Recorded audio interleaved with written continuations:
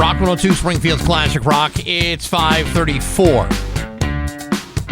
with Bax and Nagle on Rock 102. Man, what a day today.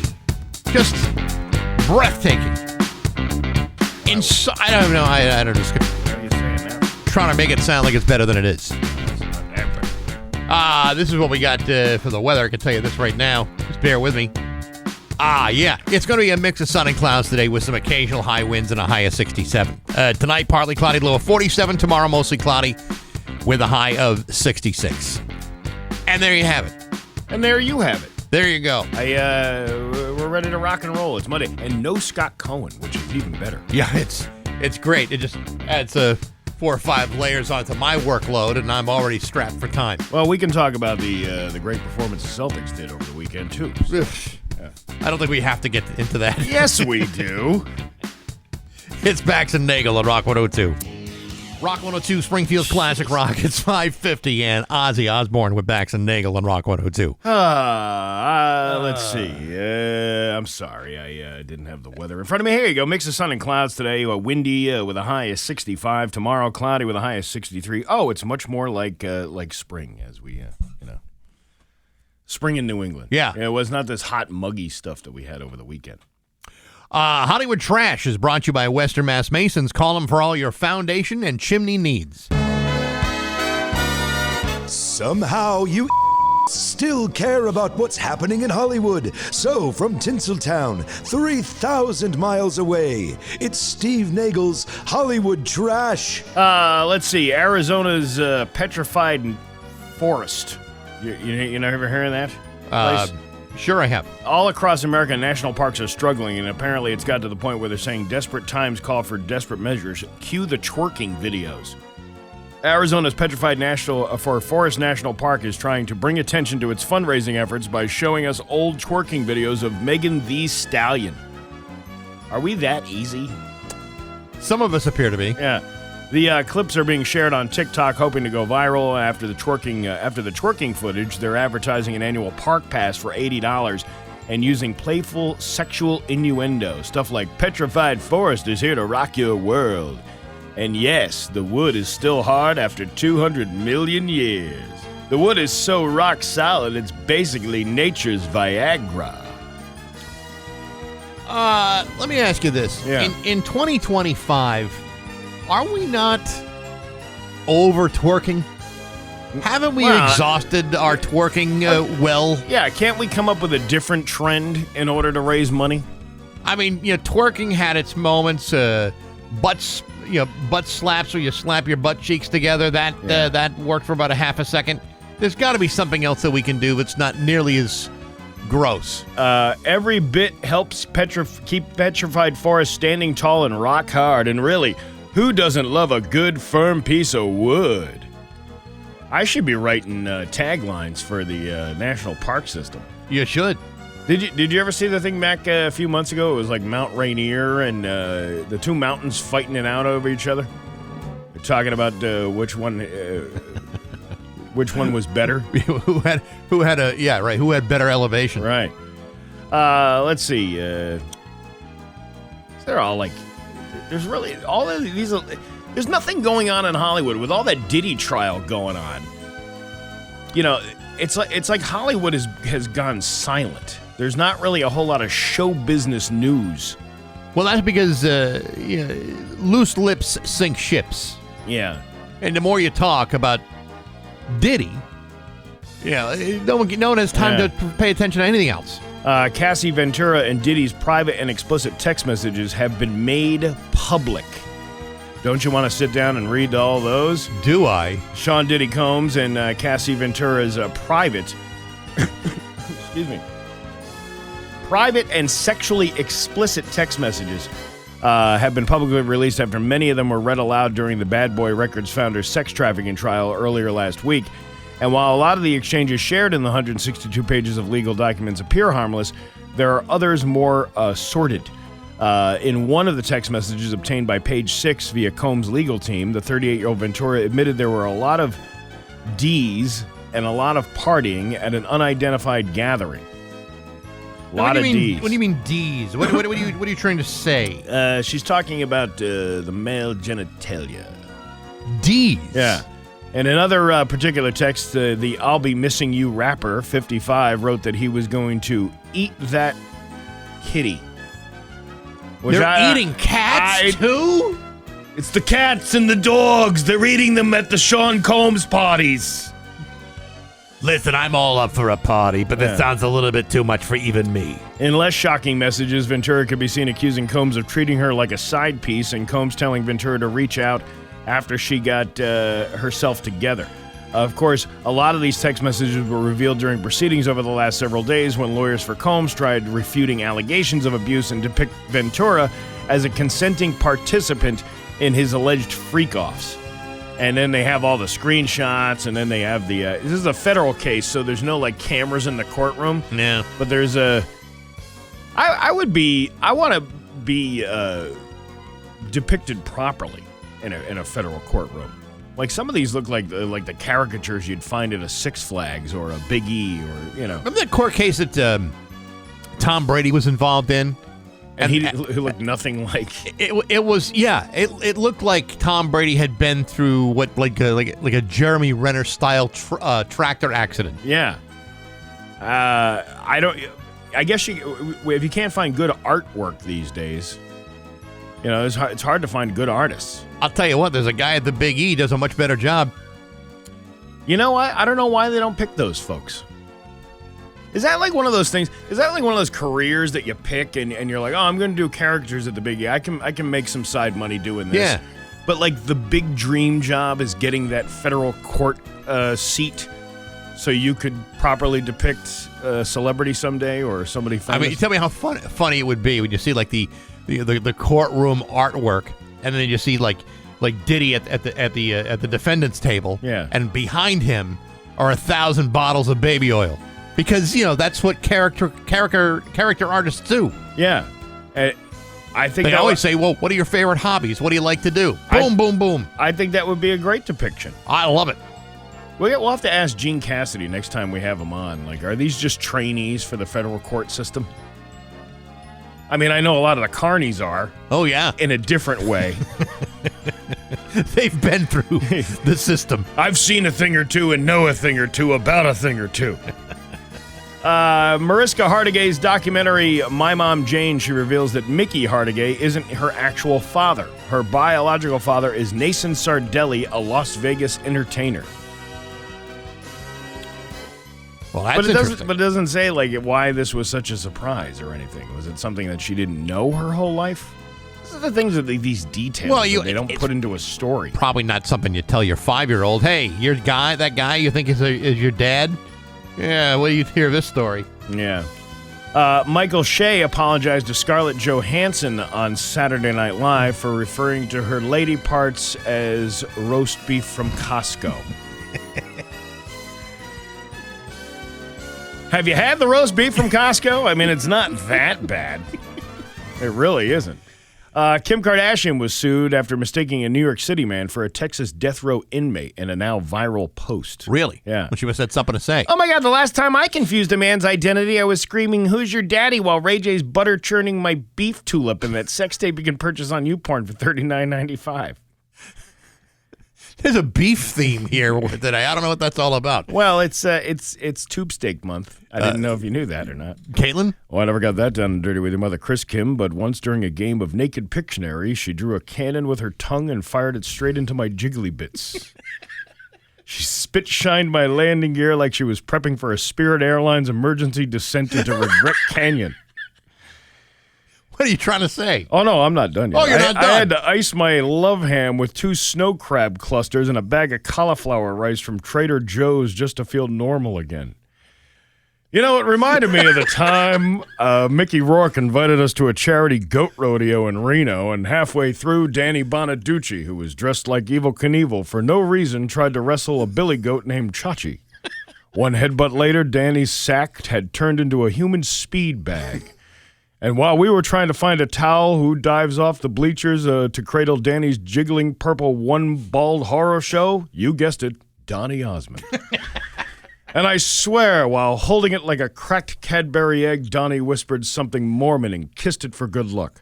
I don't know what's weirder, the fact that it worked or the fact that the goat hasn't blinked since. The moral of the story, double check your sources, Kim, or the next thing you know, your legal team's going to get teabagged by Bonaducci's spiritual advisor and a goat named Chachi. Ta-da! And that is your Hollywood trash on Rock 102. Ah! You rough wire. And now, Bax's View from the Couch, brought to you by Rocky's Ace Hardware, Benjamin Moore Paint, Cabot Stains, plus rock-solid painting advice and expertise. Hey, good morning, sports fans. How the heck are you? Folks, remember the last time that your employer said to you, "Sonny boy, I like you. You're a real stand-up fella and an asset to our company. And so, to reward you for your efforts, I would like to offer you a raise that is 305 times greater than you are making today." Me neither. Sure, it's an awful nice thing to receive a little cost of living increase from time to time, but the idea of making 305 times more than you are today, that almost seems like the stuff that fairy tales are made of. Which brings me to this. Yesterday, the San Francisco 49ers signed quarterback Brock Purdy to a 5-year, $265 million contract, of which $181 million of it is fully guaranteed, meaning that if he were to become a horrifying nightmare, the team would still be obligated to pay him $181 million no matter what. Now, here's the interesting part. You may recall that in 2022, Brock Purdy was the final pick chosen in the NFL draft. He was Mr. Irrelevant that year, which is a designation usually given not only to the last guy picked, that player is often the first guy dropped from the team that picked him last. But in Brock Purdy's case, he made the team, became their starter, and then became the 75th highest paid quarterback in the NFL with a base salary of just $866,000 per year. To put this into perspective, the average median income in the city of Springfield is approximately $51,000 a year. If you were to multiply that by the same rate in which Brock Purdy was just paid by the San Francisco 49ers, then you would increase that to $15,600 million. $15,600,000. Now, that's as much. That's let's just say that much is completely guaranteed. That's the sort of jackpot that the former Mr. Irrelevant just found himself winning. Meanwhile, those of us who are relevant all the time only get lucky when we find, say, like a stick of gum under a bar stool, or when we get extra savings on our Rocky's Ace Rewards card. Not that there's anything wrong with that, but I'd much rather increase my income by 305 times. No offense, but I think that's a better deal. But hey, enough of my yapping. Sports brought to you by Rocky's Ace Hardware. Speaking of which, if you grill, you got to go to Rocky's Ace Hardware, not just for the famous grill names like Weber, Traeger, or the Big Green Egg, not just the Uni Pete's ovens and the Blackstone griddles, but all the grilling gear too. Rocky's got it. Tools, utensils, you name it. Premium charcoal and wood pellets as well. If you grill, you got to get the Rocky's Ace Hardware. I'm Bax. That's my view from the couch. Rock 102, Springfield's classic rock at 612, and AC/DC with Bax and Nagle on Rock 102. Mix of sun and clouds with a high of 65. Tomorrow, cloudy with a high of 63. It is 50 right now in downtown Springfield. What a weekend. Yeah, no kidding. Yeah. I had to leave here on Friday to drive quickly out to Lowell. Yeah. Because my daughter Liza graduated with a master's degree on Friday, which was fantastic. Congratulations to her. Yeah, it was very nice. It was a hell of an accomplishment. Very proud of her. Yeah, you know, I saw this video over the weekend, and I'm thinking about doing this too. When my kid graduates, there was some kid walking across the stage, and the parent goes, "Boo!" And it was obviously planned because you know the creator of the video said, "No, please, before you start bashing my dad, he was in on this whole thing, and you know we planned this ahead of time." Yeah, I just saw this video last week. It's actually kind of funny, and I actually give the principal a lot of credit for this. Yeah, the kid's about to graduate. He's going to walk across the stage and receive his diploma. I think this is a high school graduation. So the kid's in line. They call out his name, and the kid starts doing the Dougie. Oh. all the way over to the principal. Right. He's dancing. He's doing the holding his back foot, and he's doing everything, and the principal tells him, "You get back in line, and you walk here the right way." Ooh. So the principal completely faces this kid and said, "No. You're not getting a high school diploma, dancing like that. Why? Why would you? Why you send him back, or why would you dance?" Why would you send them back? Who cares? It's their last little hurrah. I kind of respect it because it is it's an important ceremony in your life. But on the other hand, had I been able to dance in high school, you would have done that. I probably would have done it too, because that was the kind of kid I was. But I think there's I think people take things too seriously sometimes. It's like it's kid's last hurrah. Mm-hmm. So what if the kid does that? Well, what we don't know is what this kid was like leading up to this day. Yeah. Like how problematic was this kid every single day in school? And he's on his way out, so you should be thankful that he's done. Right. And if he does the Dougie as the last thing. True. But on the other hand, I'm going to guess that this principal and this young man have had a lot of interface together over the course of 4 years. And so it only took like one last thing for the principal to see before he said, "You know what? I've had enough. I'm pulling the cord here. You go do that again and do it the right way." I wouldn't want to be I give a lot of credit to these like school teachers in general and school administrators and all that stuff. They have to put up with the kind of crap, I guess. I mean, I guess it was. I mean, I was kind of that kid back in the day. Oh yeah, but I don't think I'd cause somebody so many problems that I would be the problematic child at the graduation.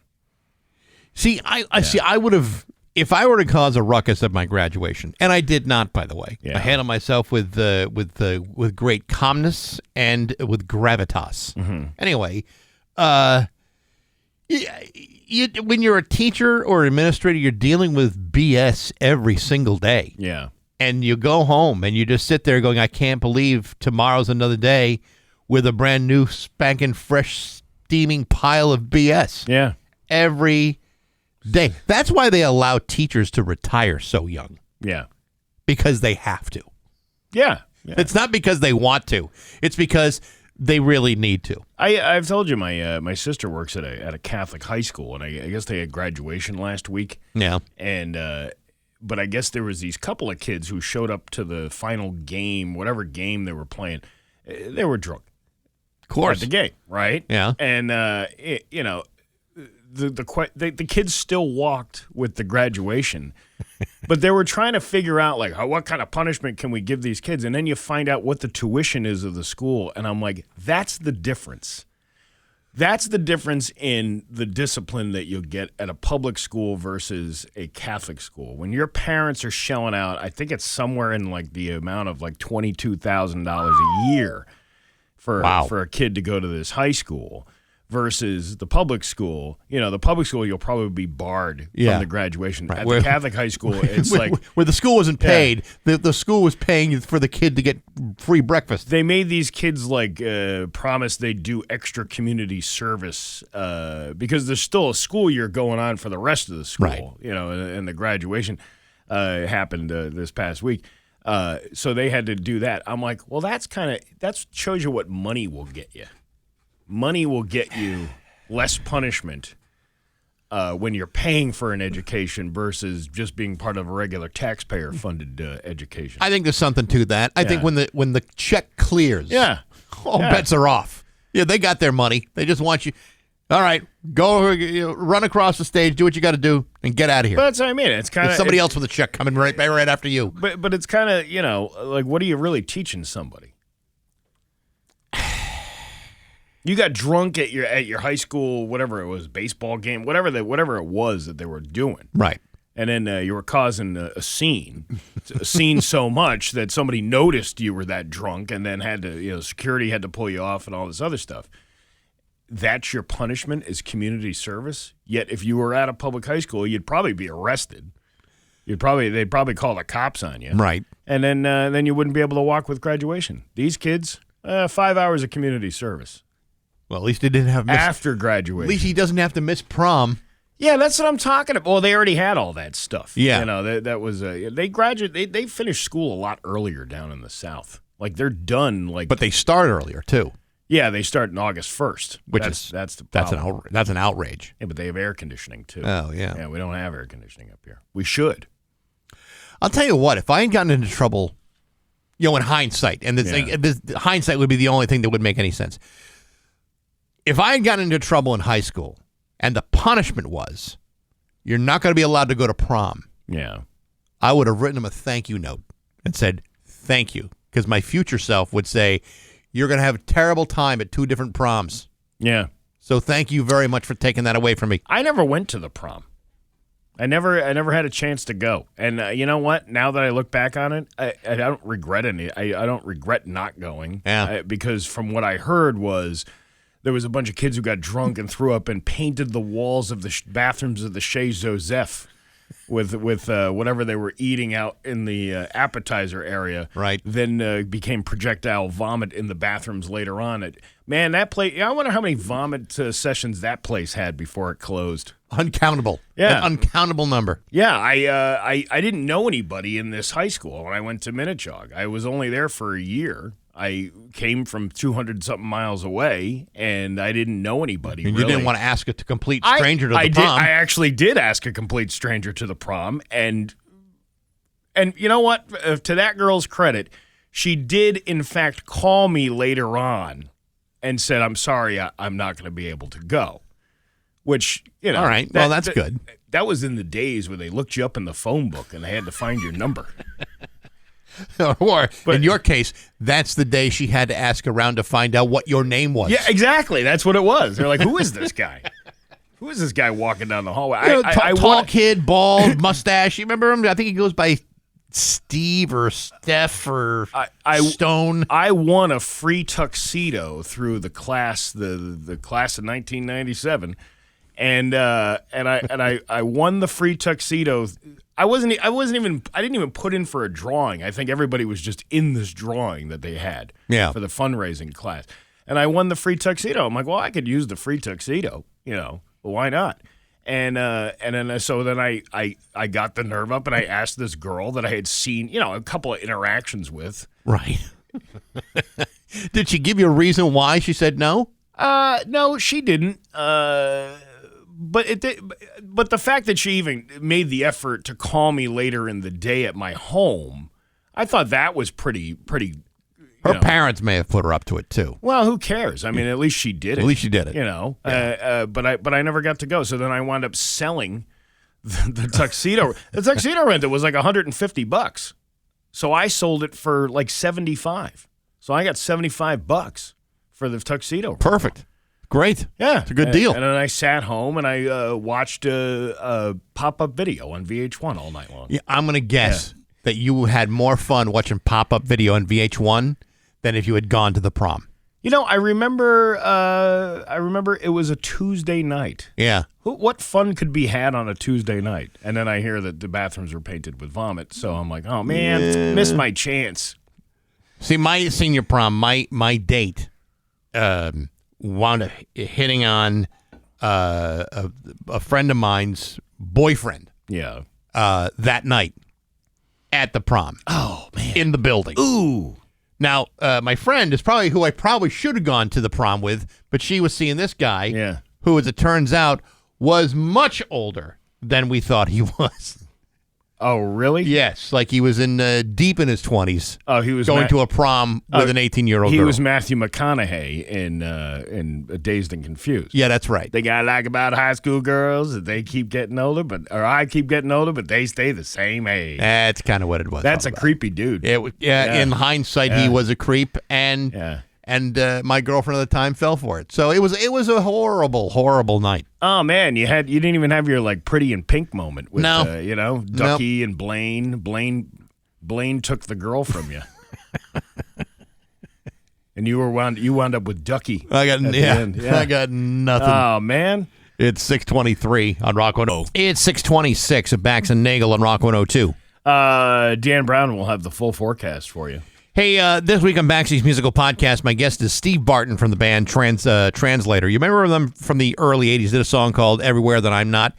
Kind of a big new wave hit back then. That band is still together, and they've just released an album called Beyond Today, live at the Farm, San Francisco, 1986. This is of a performance they did just before they broke up in the 80s. And the story behind this guy is really fascinating. It's a guy that was a songwriter at the age of 12 and had a publishing deal by the time he was 14.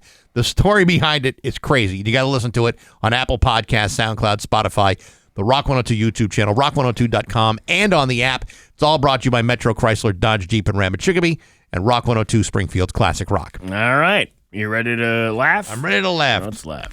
It's Bax and Nagle's Joke of the Day I'm funny how? I mean, funny like I'm a clown, I amuse you. on Rock 102, I make you laugh. Springfield's Classic Rock. Why do men name their penises? I don't know, Steve. Why do men name their penises? Do you name yours? No. Really? No, I really don't. Oh. Mine's Charlie, by the way. So if you say hi. You know why they don't? Why they do it? No, Because they don't want a stranger making 90% of their decisions. Yeah, that's right. That's right. That's what I'm talking about. Me and Charlie, we know what we're doing over here. Sometimes. See, I only like mine as a friend. Whoa. Bax and Nagle in the morning on Rock 102, Springfield's Classic Rock. Here's your Western. 6:30 with Bax and Nagle on Rock 102. It's time for news brought to you by Freedom Credit Union. Freedom is yours. Here's local radio icon Steve Nagle. Thanks, Bax. First of all, somebody texted in on the Route 10 Tire listener line saying, I think the Caitlyn Jenner, Kim Kardashian bit has jumped the shark. And I just said, well, that's good. That means we made it to at least season 5. Listen, if Fonzie didn't jump that shark in season 1. Yeah. That's what killed Brother Chuck. Yeah. So, I don't know. I don't know what to tell you. People like it. People reference it to me everywhere I go. When we didn't do it, people say, you got to bring that back. There was more of a backlash of when I wasn't doing it than Yeah. there was about when I was doing it. And now that you're doing it, some people are saying, yeah. But then there are other people say it's the best thing you do. You know what? I could go either way on it. Much like the Caitlyn Jenner that's in the story. Oh, hey, there you go. How about that? Yeah. A Holyoke man was arrested in Hadley Saturday evening in connection with shoplifting from Walmart. The Hadley Police Department said that shortly before 5 p.m. on Saturday, officers received reports from 2 callers regarding a shoplifting incident that occurred at Walmart. The callers worked with the department's public safety dispatchers to report on the suspect's whereabouts after he left the store. Officers quickly located the suspect, who then attempted to dispose of the stolen products. The suspect, identified as 35-year-old Kevin Denning of Holyoke, was arrested, and merchandise was recovered. The stolen property was multiple Lego sets valued at over $300. Was that one Lego set? I was going to say, what do you buy, 1.5? Those things are expensive. Denning was charged with shoplifting and was additionally arrested on 2 active warrants. You're stealing Lego sets? And you're 35 years old? Well, I mean, you know how it is. It's your kid's birthday, maybe. Kid wants a Lego set. Just lost your job. Got no prospects. Got no reason to even wake up in the morning. What are you going to do? You're gonna see that little disappointment on that adorable little mop top's head? Yeah. I don't know. Yeah. Daddy, all I wanted was is a Lego set that's worth $285. those things. I can't believe how expensive those. It's plastic. It's plastic. I know. What is so special about that? That they're Well, I mean, so Legos expensive? Legos are cool and everything, but yeah, I mean they're outrageous, especially the ones that aren't just Lego pieces in a bag or in a box somewhere. The ones that are like, here's the Death Star one. Yeah. Here's Hogwarts, the Lego Hogwarts. What's that going to cost you, like $300? No thanks. I had those generic ones growing up. The ones that weren't that expensive. Yeah. Hey, look, Dad, I made a stick out of Legos. And then you try to bring them over to a friend's house, try to match them up with the Legos. They never fit. It's like he's got a different kind of Lego. Like his parents love him more than your parents love you. And they're like, oh, you got Caldor Legos. Or Bradley's Legos. We got my Legos at a Neiman Marcus. The bougie Legos. That's right. The city Your Legos are for poor children. you have poor child Legos. Yes. You got those because your parents are broke and don't love you. I remember having a couple of He-Mans, Mm-hmm. And then going over to this rich kid's house, and he had all the He-Mans. Yeah, I know. All of them. I know. He even had Orko, which I was like, nobody's got Orko. Except you. My friends, my parents had these friends, and they had this son who he and I didn't really have anything in common and didn't really care for each other. But, our parents would get together every Friday, every other Friday. They were very close friends. So me and this kid, David, would be forced to play together. And, one day he comes over to the house, and, I got all my G.I. Joes. I say, well, let's play some G.I. with the G.I. Joes. And I got a bunch of hand-me-down G.I. Joes. A bunch of them. Like a space capsule and everything. Yeah. This kid shows up. He's got the brand new Stretch Armstrong. Right out of the store. First year Stretch Armstrong comes around. And guess what? We ain't playing with no damn G.I. Joe with a kung fu grip. Suddenly that meant nothing. Instead, the two of us are stretching poor Stretch Armstrong from across both sides of a room. Did it break? No, the thing's virtually indestructible. Yeah, virtually indestructible, but it eventually is destructible. Had that kid been had he left it behind or went to another room, I would have probably taken a knife to just to see what was in there. Turns out it's really this gross gooey type I was of gonna say mucilage type stuff. Well, I'm glad you got to the bottom of it though. Yeah, but it's one kid got the special thing because he was the only child, and then I got stuff. You got screwed. I got screwed is what it really boiled down to. Yeah, well, maybe we'll get you a Stretch Armstrong though. I'm beyond it now, but for a long time. Wouldn't it be cool if you had one though? I don't know if I'd play with it that much anymore. I told the story a couple of years ago about the how my mother wouldn't let me get Tila from He-Man. Because my sister pointed out that she was too scantily clad dressed. Gotcha. That an 8-year-old boy shouldn't be having that. And these two guys, I don't know who. I have to go back and look at the email. These two guys sent me a Tila doll because they felt bad for me, which was very nice of them. Right. But I always thought, how could I not have that? I was able to have the ripped muscle He-Man with the whatever it was, bison skin underpants, but I could not have the hot redheaded Tila doll in my possession. God forbid. No boy of mine. No boy of mine is going to look at that smut. By the way, here's this oil-ripped chest He-Man that you can have. With the very tight... Yeah. With the very tight shorts. Yeah. And manny faces. I had manny faces that where you could turn his head. Oh, yeah, remember that.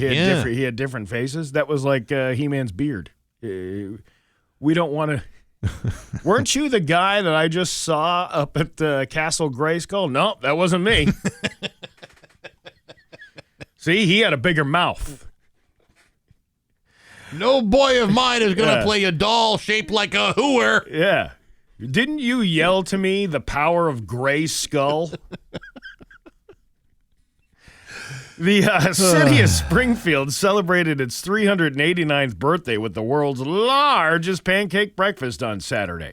The world's largest pancake breakfast has grown so much that preparing the food has to start a few days ahead. We talked to, you were gone, but I talked to BJ Calvi and Judy Matt about how many pounds of bacon that they prepare and how much batter it's enormous that they do. And by the way, you missed the chicken parmesan that was here on Friday. I saw BJ the night before. Yeah.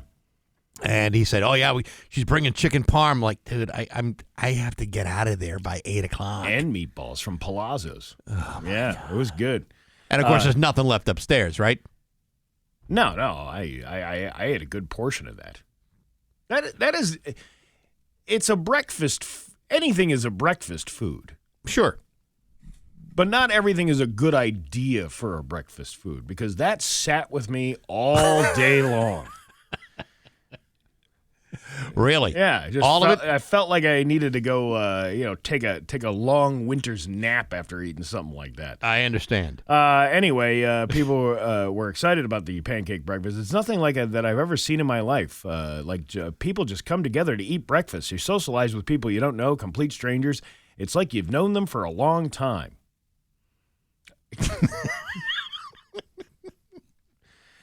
I like our inside jokes that we have here. Yeah, It's no. more than just a Springfield traditional birthday celebration. It's an opportunity for local businesses, organizations, and residents to connect with each other and community officials.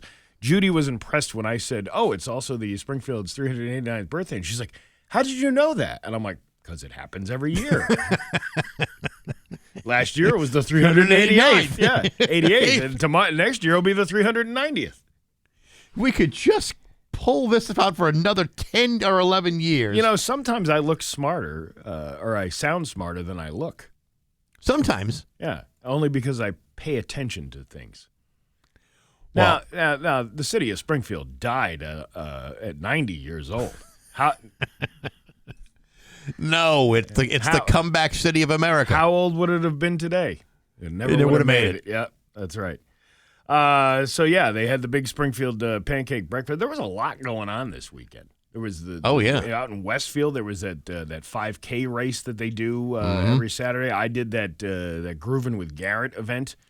Which, You were like impossibly busy this weekend. I did a lot. Yes. I did a lot. I did comedy. I did Like 3 events. yeah. I did a grocery store parking lot appearance. Good Lord. And by the way, the Geislers, and I can't stress this enough. The prepared food section Yeah. at the Geislers, chef's kiss, top notch. Really? For grocery store type food. You know what I mean? Like you're going to a grocery store, you're like, yeah, this is acceptable. There's some good things at local grocery stores, but this stuff, they got like professional chefs cooking this in the back. Wow. Not like just somebody throwing it in an air fryer and heating it up. They had ribs, chicken, Wow. and all kinds of good stuff. And yet I don't see any of it delivered here in front of me. That's because I ate it all. Oh, my mistake. Yeah.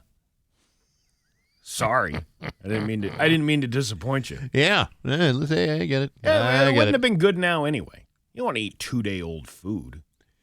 Well, it depends on what it is. I mean, if it's the kind of stuff that's going to rot in 2 days, then no. But if it's not that, then maybe. Police in Arizona just released the body cam footage of a very chaotic scene after they responded to a call about a small child running around a parking lot alone at about 11 p.m. This happened back in March. Witnesses say they didn't see any parents around, and when they asked the girl where they were, she didn't know. But she did lead them to a car where there were 3 more kids, 2 that were strapped in their car seats. When police showed up, they found all 4 kids, the oldest being around 4 and the youngest an infant, and a large bag of weed in the car. The police searched nearby businesses for the parents for about an hour but couldn't find them. Eventually, 2 women returned to the car. They initially claimed they had just gone to the bathroom. When the police mentioned they had been gone for at least a couple of hours, the women slowly admitted to stopping at a cookie shop and also at a bar to get a drink. Well, Anytime you think you're a bad parent, you got to think of a story like this. yeah, this kind of puts it all into perspective. You're not nearly as bad as you think. You know, you're like, Here's an example. maybe I shouldn't have let that kid had an extra 30 minutes of screen time because, man, that's going to be really detrimental to his health. But then you could leave them in a car with a bag of weed and go out to the bar drinking for a couple of hours. There's always something worse. Yeah, I suppose. Police said both women smelled like alcohol and slurred speech. They were both arrested. The children were taken to a nearby hospital. Yeah, but that was their baseline stench. That's how they typically They smell. normally smell. Right. It's unclear what will happen to the children, but one of the women said, please don't take my kids away from me. I know this is super, super bad.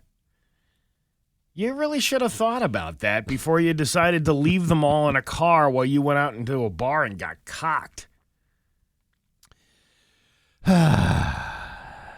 It makes you wonder how many times it happened before they got caught. Oh, I don't think for a moment this is the first time we've never done this before. Well, I mean, like for drunk driving. You know, most people who get a first-time offense drunk driving, this ain't their first rodeo. No. Like, that's happened probably, they say it's like 95 times or something before you get caught, on average about a first time. I'm sure this is probably, at least a dozen times they've done this before. Well, we haven't gotten caught yet. If we just park the car behind the building, nobody will even know. Yeah, what's the likelihood they'll catch us now? Yeah. After all this time. And besides, this kid who's 4 looks at least 6 or 7. He's certainly old enough to take care of himself. He's an old soul, this kid. Your Pioneer Valley forecast today going to be a mix of sun and clouds with a high of 65. Tomorrow, cloudy with a high of 63. It is 50 right now in downtown Springfield. I'm Steve Nagle, and that's the news on Rock 102. Oh, yeah. Springfield's classic rock is on. Rock 102, Springfield's classic rock. It's 6:52. And the Doobie Brothers with Bax and Nagle on Rock 102. Mix of sun and clouds with a high of 65. Tomorrow, cloudy with a high of 63. It is 50 right now in downtown Springfield. Well, this is exciting. I'm going to be at Free Music Friday this Friday from 7 to 9 at the MGM Plaza in Springfield. Join me with live music at MGM Plaza all summer long. Your favorite local bands this week. The Eagles Experience premieres. The premier Eagles tribute show. They take the stage around 7:30. Quench your thirst with refreshing beverages from the Plaza Bar or a craft beer while you're walking past the White Lion tent there, and also great food from Guac this way and other offerings from various local food trucks. It's Free Music Friday. This Friday, the Eagles Experience from Rock 102, Springfield's classic rock. Are you sure it's not the Egalis Experience? No. Where's Brian Damage? Are they playing this year? No, Brian Damage is not playing. I will tell you this. I'm hearing rumors that a retired former New England Patriot great will be there on Friday. What? Yes. Bill Belichick? No. Are you sure? Not Tom Brady. Sure his girlfriend's not dragging him around to that? I don't think they're coming up to Springfield for this. Well, I mean, I think it's rave night going on there too later on. I mean, Yes, she'd be bringing him out, yeah. And Bill Belichick loves a good rave. Well, I could see that guy doing Molly, putting a pacifier in his mouth, and just dance. Well, I mean, he has a pacifier in his mouth for the most part now, anyway. Oh yeah. Well, they share a pacifier, which is weird. I'm pretty sure if you remember, I don't remember which rolling rally it was, but there was one Super Bowl celebration where he was all high on X. Yeah. He was just had his shirt off and Bill Belichick on angel dust. Yeah, that's right. Yeah, at the Patriots parade. Exactly. Oh, is that a duck boat, man? We gotta get on that thing. Well, it's something the Celtics won't be experiencing. No, they will not. What the hell happened there? I mean, we can talk about this after 7 if you want, but I mean, there's a couple of things. I mean, you don't have Jason Tatum. You got Jaylen Brown with a meniscus tear. Chris Porzingis has been under the weather for God knows how long, and I think the Knicks just wanted it more. I can't help but think that this is all like fixed in a way with gambling. Because the Celtics were favored to win. They were. Yeah. Right. And then all of a sudden, the tables turned, and here they are. I just saw a TikTok video last night of like the final. What was the final score last night? It was like 120 to 90 or something, wasn't it? It was like 119 to 81. Yeah, right. So then the last final seconds of the game, you hear all the people at the Knicks game screaming "na na na na, hey hey hey, goodbye." Right. That's gotta hurt if you're a Celtics fan to hear that. Well, I mean, that's a song they sing at ballparks and arenas all over the country. I know, but when you're losing by that much in a championship game, yes, but for all the people that may think, well, it's all part of a big fix. Yeah, no, it's not, because if this were fixed, you'd have the Lakers still in this, you'd have Golden State still in this. You'd have New York, you'd have New York, obviously, but maybe like one other team. Cleveland, because they played great all season. But yet, none of those other teams, Golden State, Cleveland, or the Lakers, are in it. Instead, It's New York and a bunch of little crappy teams from smaller cities. Do you think the Knicks are that good to be in this tournament? I don't think the Knicks. I think the Knicks will have a hard time against Indiana. That's what I'm saying. I think Oklahoma City will have no problem over Minnesota. And I think if it's a Knicks-Oklahoma City matchup in the finals, the Knicks are going home in 4. And you know what? Now that you said that, you're probably wrong. Probably. The Knicks will probably win. You always got to bet against the person, the not favored team. Well, that would be great because there's nothing I like more than seeing the insufferable fans, the New York Knicks, get their one day of joy. No, hey, I don't even care. I know you I'm don't not care. even a Knicks fan. Surprised you even I'm bringing not even it a up. basketball fan. I could care less about basketball. Idiots running around a court for 2 hours and trying to throw a ball in a basket. I know, but how hard can that be? It's very hard. It's very, very hard. I'm just being a naysayer. I know you're being a Naismith-sayer. That's what you're being. Right. Yeah, right. Naismith-sayer. That's right. That's right. It's 6:57 at Rock 102. Hey, it's Steve Nagle. Join me. And now, Bax's View from the Couch, brought to you by Rocky's Ace Hardware, Benjamin Moore Paint, Cabot Stains, plus rock-solid painting advice and expertise. Hey, good morning, sports fans. How the heck are you? Well, folks, I don't know about you, but I didn't really want another Celtics NBA championship anyway. So overrated. I mean, it's not like we don't already have 18 of them already. So when the Celtics were torn to shreds by the Knicks on Friday night in Game 6 of the Eastern Conference semifinals by a lopsided score of 119-81, my immediate thought was not, how could they lose? My immediate thought was, well, we certainly dodged that bullet. Because the last thing I would have wanted to do would be to push this thing into a 7th and deciding game. And so in a very real way, thank you, Boston Celtics, for not extending my disappointment any longer than it had to be. So what does that leave us with in the NBA Conference Finals? Well, the New York Knicks will host the Indiana Pacers at Madison Square Garden on Wednesday for Game 1 in the East. And in the West, you'll have the Oklahoma City Thunder hosting the Minnesota Timberwolves tomorrow for Game 1 of that series. So the season has now come to just 4 teams. The Knicks, Oklahoma City, Minnesota, and Indiana. In other words, you got New York against 3 of the most boring cities in America. I can't think of anything less sexy than a conference final than these conference final quarter qualifiers ever. Had you had Boston in the Eastern Conference Final, would this have made things any better? At least there'd be something to root for. Granted, Oklahoma City was the best team in basketball all year long, leading the West by a 16-game margin, but it ain't exactly enough to send people leaping towards their televisions to watch their team win their first championship since they were the Seattle Supersonics in 1979. Why? Because nobody else in the NBA really cares. To be honest, the Knicks are the only legitimate team left, and that ain't saying much either. No, sir, I'm glad the Celtics don't have to be a part of this.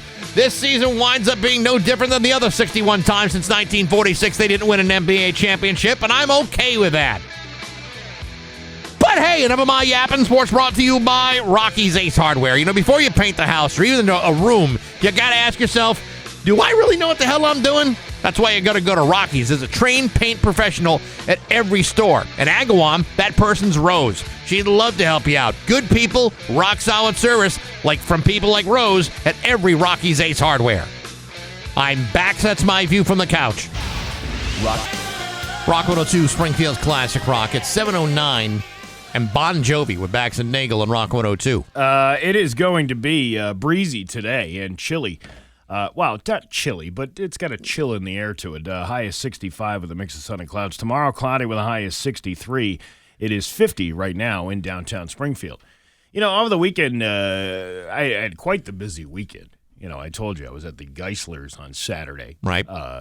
Down in Granby, which that was actually a pretty cool event. Lots of people coming by saying hello, big fans of the show, and all that good stuff. We were giving out those cool T-shirts that we have. Did you see the old with the old logo? It's the old logo on it, retro logos, if you will.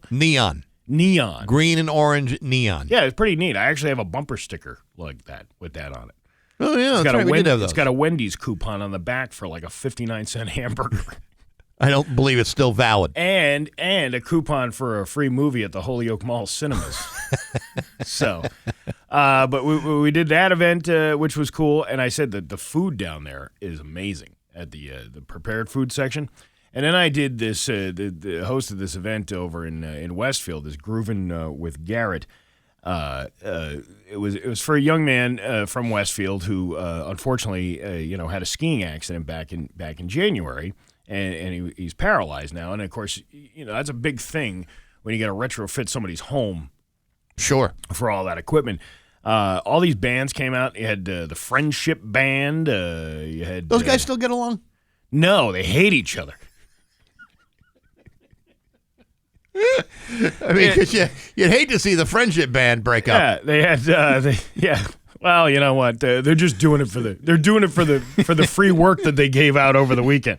I'm in the Friendship Band, but I'm really just going through the motions. Yeah, we're here for the money that we're not going to get paid for this gig. That's what they did it for. But no, every act was great. They had Southern Rain was out there. They're another popular band. Vicky and Brian. Madison and that Madison Corbello and her family band were out there. Everybody did. It was a fantastic day. They raised almost $20,000 for that event, which was pretty cool. I mean, that was the weather was the predicted weather for Saturday. Right, was like tornadoes. Well, I could see a tornado coming through the area. It never happened. There was a sprinkle in the morning, and then it got muggy and humid by the afternoon. So much the point where I had to borrow somebody's sunscreen so my head didn't look like a cherry by the end of the day, which it did anyway. Sure. But it's the credibility of these meteorologists. It's like, what are you looking at? Well, that is telling you that, and scaring enough people away, I think, too. I mean, an event like this, people are going to buy tickets just to support the cause going on, and then probably not show up. But they would have made their money, and then that's fine. But then there's other people who probably would have gone out, but like, the meteorologist said there's going to be a tornado today, and none of it ever happened. We've said this before, and I don't mean to badmouth anybody in the meteorological industry, but I think you will all agree, it's not an exact science. Right. And everything that happens, weather-wise, is based upon a number of variables. If any of those variables are not as predicted, then none of what you predicted will come true. But this was like the equivalent of the winter time where you're like, we're going to get 12 inches of snow, and then it turns out to be a half an inch of rain. Yeah. It's just one of those things that it's just. And by the way, it's always been that way. But because there are many people say, John Quill would have gotten this right. Yeah. No, John Quill, I think if you tracked it, probably got things wrong just about as much or as often as anybody else. He was just more likable. I think that's what it is. He was like your kindly old grandfather sticking magnets to a wall. Well, I mean, that's basically what he did. I trust the fridge magnet of John Quill more than I do a Doppler radar that doesn't know jack squat about the weather. I'm just telling you that for every time that they get something wrong, it's because, first of all, nobody is really doing, most of what they're getting are like computer reports, computer breakdowns of all the factors that would go into weather. It's not like Brian Lapis is in a weather balloon, doing, atmospheric experiments. He should be. I agree. Yeah. That would be a great use for his time, but he's not doing that. His calves weigh the balloon down. That's the problem. Rather than drop a sandbag, you'd have to drop one of his calves. Well, and somebody pointed out to me, while there was a tornado over the weekend, 1,138 miles away from here, but there was a tornado. Yes. So that. But that's not a local tornado. No, but I mean, maybe just saying it covers you. Hey, tornado conditions. Not entirely. Well, there was a tornado on Saturday. We weren't lying about that. Yeah. Anyway, but it turned out to be a great day, a very successful weekend. Now, the night before, I had a last-minute show with Marty Caproni down in Hudson, New York, which was cool at this theater called the Park Theater in Hudson. I've never been to Hudson before, which apparently it was one of these rundown towns that has been, revitalized over the years because Martha Stewart went there once on her TV show and did some shopping and then convinced a bunch of people, hey, you should really clean up this town. And then ipso fatso, there you go. You got Now you got one of these little artsy towns going on there. Maybe we should invite Martha up to Springfield. I think that would be a good idea. What do you think? All of our throw pillows we placed properly. Yeah. We get new curtains. Right. So we leave the show on Friday night, and we're coming back. And, we always try to, like, stop and eat somewhere, on the way home, one of those after show kind of things. So then he's convinced there's a diner at this truck stop on I-90 right outside of right across the Mass border. It's like a Love's truck stop. Okay. And it's one of these huge places. And I'm thinking, I don't think there's a diner in there. But, we'll go in there. Well, there was no diner in there, but there was a Subway that's open 24 hours. So now it's like 11:30 at night. Can you imagine being so hungry, like at 3 o'clock in the morning, that your first thought is, man, what I wouldn't do for a terribly disappointing sandwich right now. Because there was no other option. Otherwise, we had the roller dogs at the Loves. I don't know. I mean, it doesn't seem like a meal. Perfectly sane food. Yeah, a roller dog, a buffalo chicken roller dog. So we said, all right, well, you know what? Let's just get a sandwich because by the time we get back to the area, it's going to be too late and blah blah blah. So we go. We're the only customers in the Subway. Now he's wearing a plaid shirt. I'm wearing a teal shirt. Okay. So we walk in and we walk up to the counter, and the sandwich artist emerges from the studio and comes out and starts asking us what we want. And I knew right away. And Marty's like one of these indecisive people. Mm-hmm. I hate that. I hate when somebody stares at them. Like, it's a sandwich. Like. And it's the same sandwich in every location. Yeah, it's the same offerings they've had everywhere. Do you really need to look the menu over? Right? Okay. So he's doing his thing. And then she says something to the effect of, looks like you guys had a successful date night. And then I turn to him and I say out loud, I think she thinks we're gay. And then he starts laughing. And then she realizes what she just said. Yeah.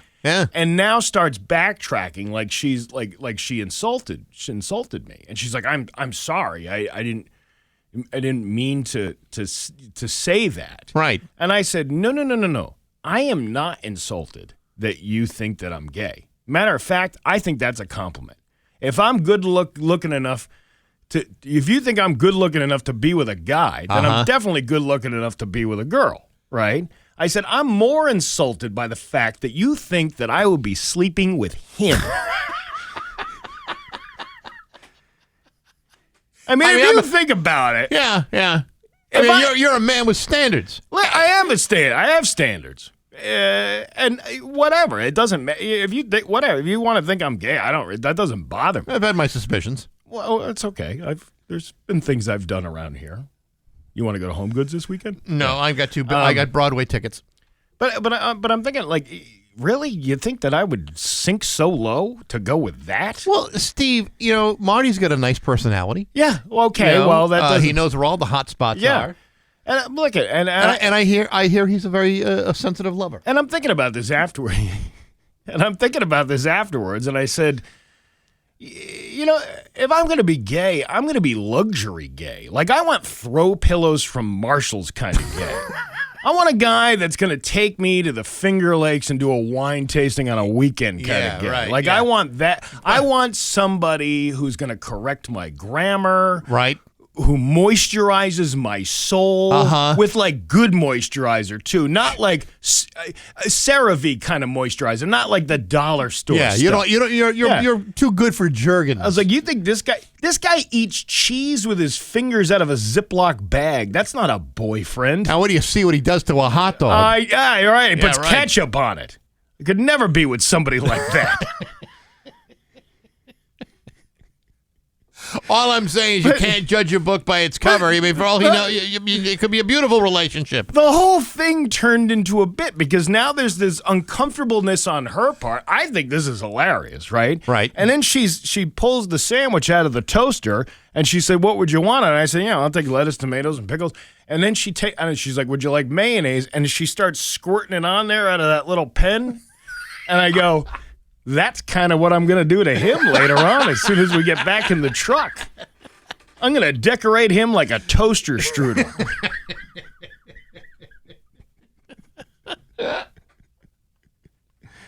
So shout out to Ashley at the Love's Truck Stop Subway. Thanks for entertaining us.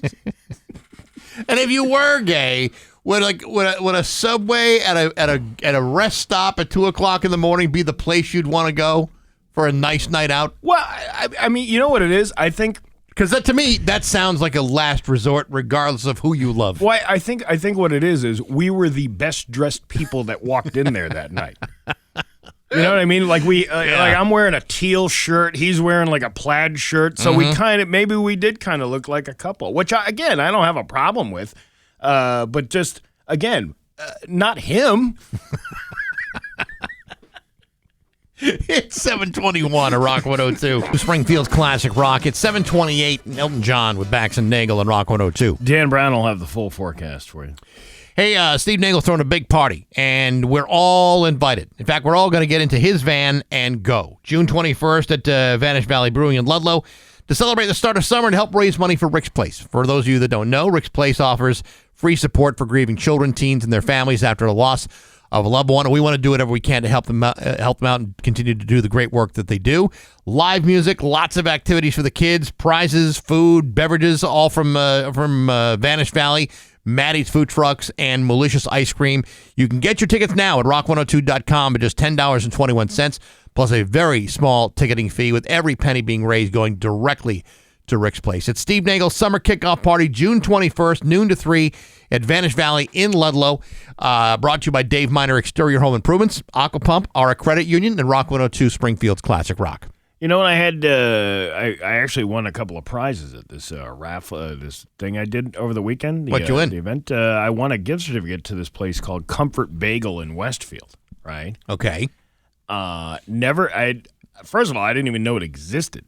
It's right next to the Burger King on Main Street. Oh yeah, it used to be like an appliance place or something. I think it. Yeah. Yeah. I don't know what the name of the appliance place was, but it used to be. They've revamped the whole building, and it actually looks pretty nice in there. So I went yesterday, and I went and got a dozen bagels, and dude, really good. There was I like cheesy bagel, bagels with cheese baked into them. Yeah, they had this one. It was a Parmesan Old Bay seasoning. Bagel. Old Bay I'm looking at their website now. Old Bay Parmesan. Why does that sound so freaking good? Because it is good. And then, they had the cream cheeses and all that stuff. But what? Salted rosemary. I bet that's awful good. What about the parsley, sage, and thyme, though? Yeah, that sounds pretty good, too. Yeah. Wow. Yeah, salted rosemary, but there was another one, cheddar. I think it was a cheddar bagel or something. Cheddar and chive. Cheddar and chive. Yep. That was a good one, too. I had like 3 bagels yesterday. They look, so I'm on That's not like good. I'm on their website. They look crispy. They are crispy, and then I took them home. Well, first of all, the first one I took, I couldn't wait till I got home. I had to take it right out of the bag because it was still kind of warm. It was that cheddar. It was that cheddar and chive one. And then when I got home, I had another one with. I ate a lot of bagels yesterday. So like an hour more bagels than I shouldn't have. You ever do it you get a bunch of bagels, you eat one in the car, then you eat one at home. Without telling anybody you had one in the car. Right, because you didn't even need cream cheese for it. It was that good. That good. And then like an hour after you ate that second bagel, you say to everybody, I think I'm going to have myself a second bagel, even though you've had a third bagel. Yeah, it's like an alcoholic who goes and orders drinks for everybody, but has 2 drinks while he's standing there at the bar before he brings back the first round of drinks to everybody. Yeah, yeah. And then, you're already 2 ahead, wetting the whistle. It's the same thing with a bagel. I already had I had 1 giant bagel before I even got home, and then I proceeded to have 2 more with cream cheese on them at this point. I used to go buy bagel. I'm not gonna say where I used to go buy bagels, but I would go buy bagels like once a week, once every other week, and they would give you 13 Baker's dozen. Oh, well, guess what happened to that 13th?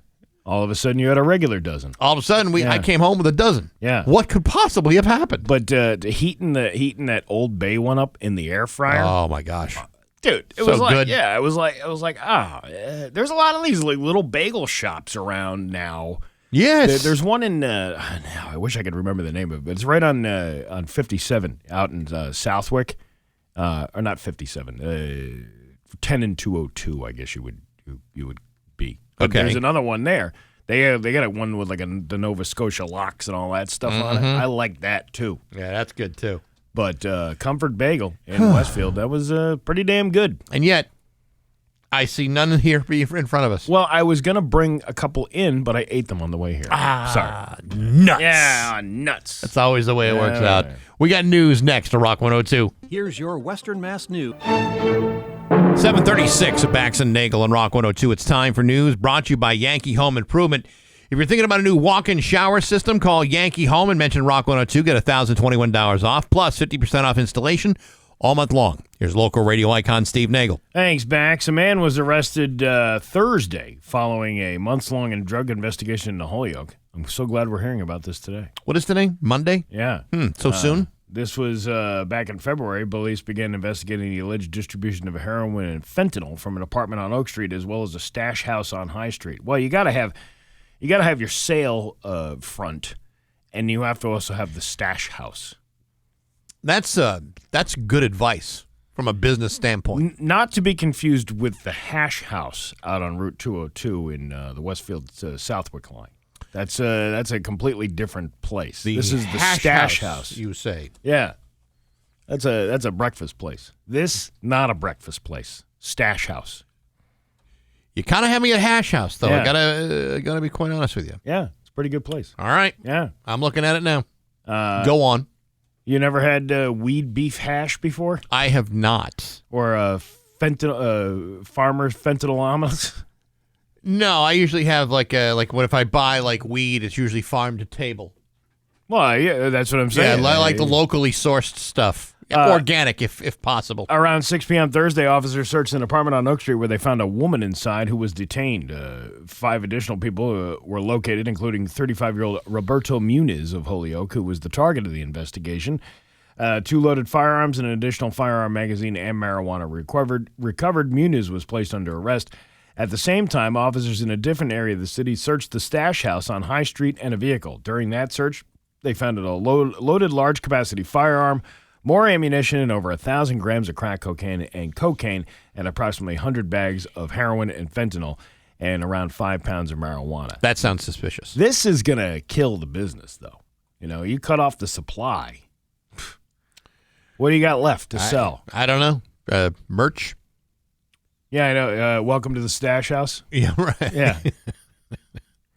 I mean, you really want to, add some, extra revenue, some non-traditional revenue. T-shirt that says "Welcome to the hash house." Or I went to the stash house and all I got was this lousy T-shirt. Yeah, right. Because you were out of fentanyl. Right. They were all out of fentanyl when I got there. All I got was this lousy T-shirt. Yeah. And a criminal record. And a mug shot. Mug shot. Yes. A mug shot glass. There That's you go. it, That's what you got. It's only May, but we're already halfway to Halloween. 13th World Fright Park made its second appearance in Palmer, bringing a chilling experience for all who dared to enter. I just loved it the last time I came, and I really wanted to come back, especially since it's not Halloween time. Like, see what it's like. See what it's like not around Halloween. It was a chance for a Halloween enthusiast to preview the spooky surprises. This is in Palmer, by the way. I don't know why they don't say that right off the bat. Isn't Palmer frightening all by itself? Well, that's kind of where I was going with this, and I'm glad you brought it up. They're celebrating halfway to Halloween in Palmer. Uh-huh. But isn't every day in Palmer Halloween? There's some spooky stuff going on there. Isn't Palmer like the city of only going halfway? Well, there's all those halfway houses that they have there right. that, trying to rehabilitate the people back into the community. Like Palmer, a nice place to live, but only halfway. Yeah, it's a surreal sight as you navigate your way through these twisting passages. There's even a ride simulator that lets people feel firsthand what it's like to be buried alive. Yes, that's called being in the wolf's den. You ever go to the wolf's den, you feel like you're being buried alive. Especially on ladies' night. Yeah, especially. Yeah. And their biggest attraction is the haunted trail that takes you through a town called Moonlight Mayhem, which is Thorndike, I believe. 22 News took a trip down the trail where 10 different buildings were set up, each with its own terrifying theme. Some of the eerie settings were abandoned motel and the Sisters of Salem Convent.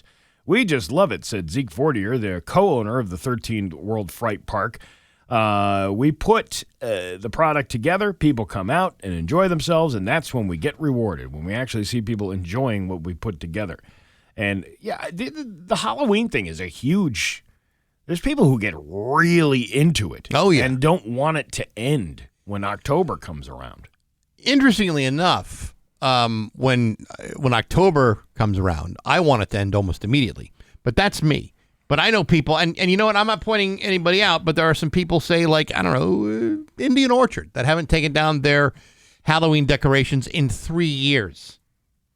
I still have my Christmas tree up. Is it a real one? No, it's a fake one. Don't you think it's time to maybe take it down? They told me in recovery that I had to wait 2 years to make a plant grow before I could get into a relationship. That's why I picked a fake Christmas tree to keep up all year long. See, I'm stable. I told you why I keep it up. Yeah. Because it's a pain in the ass to take down I get it. year, and I have decorations on it throughout the year. There's Easter ornaments on there. There's St. Patrick's Day shamrocks. There's and the thing just keeps growing and growing. It's actually pretty nice. We put up our tree this year. Yeah. But never got around to decorating it. It was just a bald tree. See, that's more... Bald fake tree. You see, that's more pathetic than me having the tree up all year long.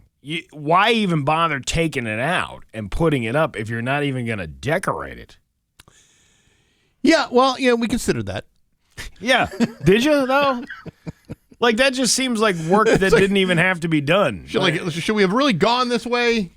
I don't know. You have to get to a certain age where you really just don't care. I remember when my mother hit like 70. Yeah. Like, there was no more putting up a giant tree in the house anymore. It was like, oh, I picked this little one I got from Ocean State Job Lot, you know. Well, I think the reason we didn't wind up decorating the fake tree is because we went away for Christmas. We went away. We were in Florida. Yeah, but which was a nice tradition, frankly, and we never get around to. We were too worried about our trip to get to putting lights and decorations and ornaments. Right. Okay, that's understandable, but why even bother taking the tree out to begin with if you're not even going to decorate it? Yeah, I know. Is it just we kind of feel like this would have been a good idea? Believe it or not, it was actually my idea to do it. I think Jenny would have been okay if we hadn't put it up. Yeah, but it was kind of like, well, let's give it a little bit of a kick in the pants, make this place seem a little more festive. Sometimes I picture what the dynamics are in that household, and it's more like you're taking the tree out, going, "Hey, we could decorate this," and you're like, and she's like, "Another one of these projects that you want to do? We're not even gonna be here.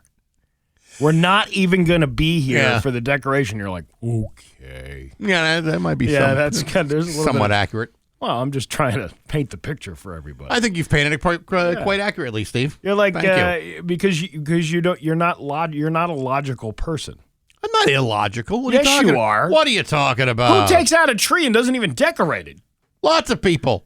And then when did you put the tree away? After you came back from the vacation? Yes. Why didn't you put it away before you went on the vacation? I was getting ready for the vacation. Because it wasn't Christmas yet. Right, but then the Christmas is over by the time you come back. Yeah.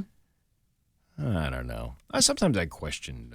You're the guy that hasn't put your tree away in 2 years. Because it's practical, okay? I'm a man of practicality. You are no more logical or reasonable than me. We're like two idiots. I am lazy and I'm practical. That is the way I choose to live my life. But at least I put decorations on it. And it doesn't change. It's still got the decorations on it from last year, but it has new decorations. Like I'm gonna have to get like I don't know what do we got coming up? We get I'll put some American flags on it for Flag Day or something. 4th of July. 4th of July. Now we're talking. Like yeah. See. Okay. All right. And then then you got Labor Day. Well, I'll put up a union contract up there. Well, Memorial Day is Monday. You'll have that day off. You can decorate all day that day. Yeah. We can do something to remember our service men and women in this fine country. We can put something peaceful up there. Put those little plastic army guys in the ground.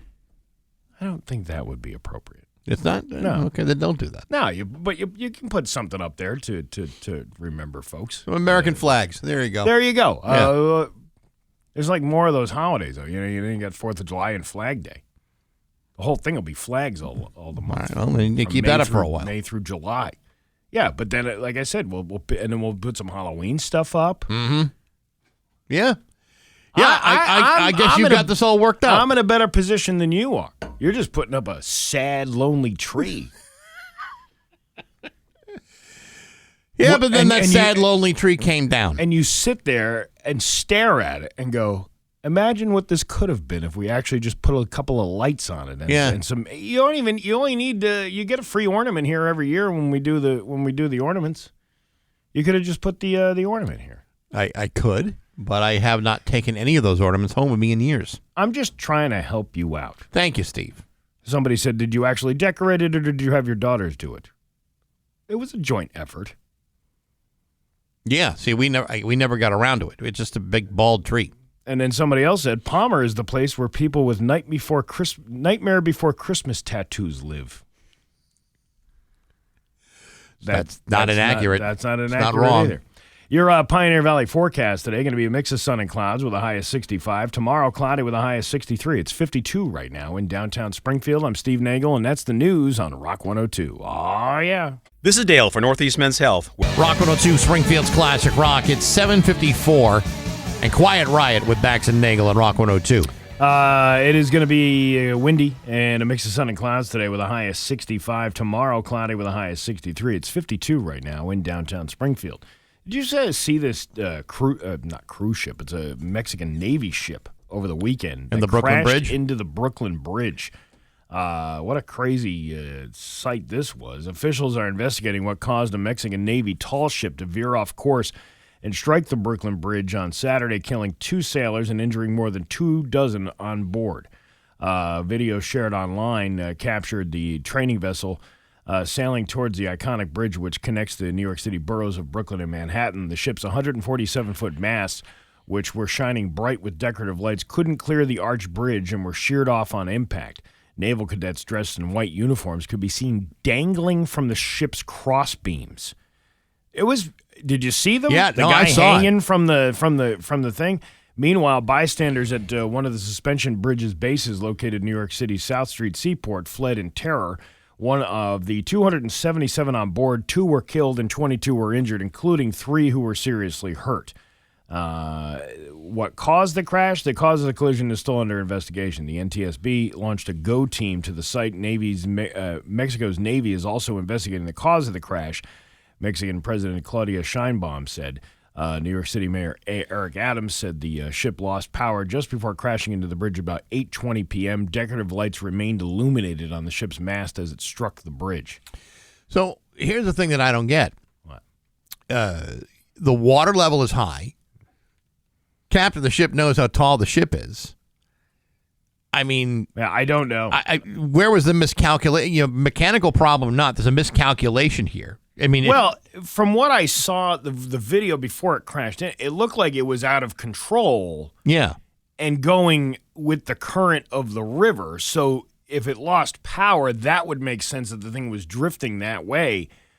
But why was it even in the area if you're not even allowed to have something that's that height going through there? Well, that's the thing I just don't get. And thankfully, I mean, the Brooklyn Bridge is how old now? 100, not quite 100 years old. Well, I opened in 1883. It's an old bridge. Well, thankfully, there wasn't more damage to the bridge. It's not like they were kind of reminding everybody about that the Baltimore bridge last year that collapsed when the cargo ship crashed into it. Maybe because this thing was just a mast and not, the top of a giant cargo ship, which is why the bridge still stayed intact. But man, only stupid people hit bridges. Some guy said that to me. This is the very guy who got stuck under a bridge with one of them trucks. So he knows what he's talking about. Yeah. Yeah. Well, I mean, accidents happen, I guess. You see that all the time. You see truck drivers getting stuck under bridges that shouldn't have been going that way. So who knows what happened here? But it's still under investigation, so maybe we'll have some answers pretty soon on this one. Hey, great show coming to 52 Sumner, May 30th. What is that? That's this weekend? Friday. Next Friday. Yeah, a week from Friday. The Ultimate Tom Petty and the Heartbreakers Experience, Refugee. Oh, sign me up. That's right. 52 Sumner, May 30th. We have a pair of tickets to give away right now. 10th caller, 293-1021. Good luck to you. There you go. All right? Mm-hmm. Bax and Nagle on Rock 102. And now, Bax's View from the Couch, brought to you by Rocky's Ace Hardware, Benjamin Moore Paint, Cabot Stains, plus rock-solid painting advice and expertise. Hey, good morning, sports fans. How the heck are you? Folks, when was the last time your employer said to you, Sonny boy, I like you. You're a real stand-up fella, an asset to our company, and so, to reward you for your effort, I would like to offer you a raise that is 305 times greater than what you are making today. Yeah, no, me neither. Sure, it's awfully nice to receive a little cost of living increase from time to time, but the idea of making 305 times more than I am today almost seems like the stuff that fairy tales are made of. Which brings me to this. Yesterday, the San Francisco 49ers signed quarterback Brock Purdy to a 5-year, $265 million contract, of which $181 million is fully guaranteed, meaning that if he ever becomes a horrifying nightmare, the team is still obligated to pay him no matter what. Now, here's the interesting part. You may recall that in 2022, Brock Purdy was the final pick in the NFL draft. He was Mr. Irrelevant that year, which is a designation usually given to not only the last guy picked, that player is often the first guy dropped from the team that picked him last. But in Brock Purdy's case, he made the team, became their starter, and became the 75th highest paid quarterback in the NFL with a base salary of just $866,000 a year. Now, to put this into perspective, the average median income in the city of Springfield is approximately $51,000 a year. If you were to multiply that by the same rate which Brock Purdy was just paid by the 49ers, you would enjoy an increase to $15.6 million. And let's just say that much of it is completely guaranteed. This is a sort of jackpot that former Mr. Irrelevant just found himself winning. Meanwhile, those of us who are in fact irrelevant all the time only get lucky when we find, say, I don't know, a stick of gum under a bar stool, or when you get extra savings on your Rocky's Ace Rewards card. Not that there's anything wrong with that, but I'd much rather increase my income by 305 times. No offense, but that might just be a better deal. But hey, enough of my yapping. Sports brought to you by Rocky's Ace Hardware. You grill? You gotta go to Rocky's Ace Hardware, not just for the famous grills like Weber, Traeger, and the Big Green Egg. No, there's also the Uni Pizza Oven, the Blackstone Griddles. You can also get all the grilling gear you need there, too, at Rocky's. Tools, utensils, premium charcoal, wood pellets, you name it. If you grill, you gotta go to Rocky's. I'm Bax. That's my view from the Rock 102 Springfield's Classic Rock. It's 8:12 and Whitesnake with Bax and Nagle on Rock 102. It is going to be a mix of sun and clouds today with a high of 65 and breezy. Tomorrow, cloudy with a high of 63. It's 52 right now in downtown Springfield. Remember when we used to have discussions? This goes back a number of years. We used to have discussions about certain things that would happen to a certain somebody that used to work here that would never ever happen to anybody else in the entire world. Yeah. I experienced something very similar to that this weekend. Maybe it's just an age thing. It might be an age thing, but it also seems to be kind of like not an age thing because this just happened like one time, and in this case, it happened to me. What happened? Well, this is the weekend we open up the camp in New Hampshire. So, I had to go up and I went to my daughter Liza's graduation at Lowell on Friday early afternoon, and then once that was done, it was up to New Hampshire to open up the camper. That this was the opening weekend. I gotta open up the camper, sweetie. Do you That's wear it. your khaki shorts with your polo shirt stuffed inside and No, I hiking actually shoes on? I actually still had my dress clothes from the graduation. All right. Now I realize, this is old hat now. Yeah. You've been doing this for 6 years. I know what I'm doing. I know how to set this all this stuff up, and I do. I go up there. First thing you do, plug in the electricity. No problem. Get that done without a problem. Next thing I do is I open up the couple of pop outs on the camper. Okay. So 3 pop outs. Figured that out. That's all done. Okay. Next thing I got to do is I got to hook up the water. I hook up the water, absolutely no problem. Get it all going. Hot water tank, now functioning. Now I got hot water, I got cold water. Yeah. Everything's all good. Septic system, that's the next thing. Now I've had problems with septic in the past, Right. but I'm like an old pro. You know how to do with the poo. If this job were to suddenly fall apart, Yeah. and Linton Septic were hiring, they could do a hell of a lot worse than hiring a guy like me. Hey, you know what? You just wear gloves, you'll be fine. That's it. Yeah. So I hooked it all up.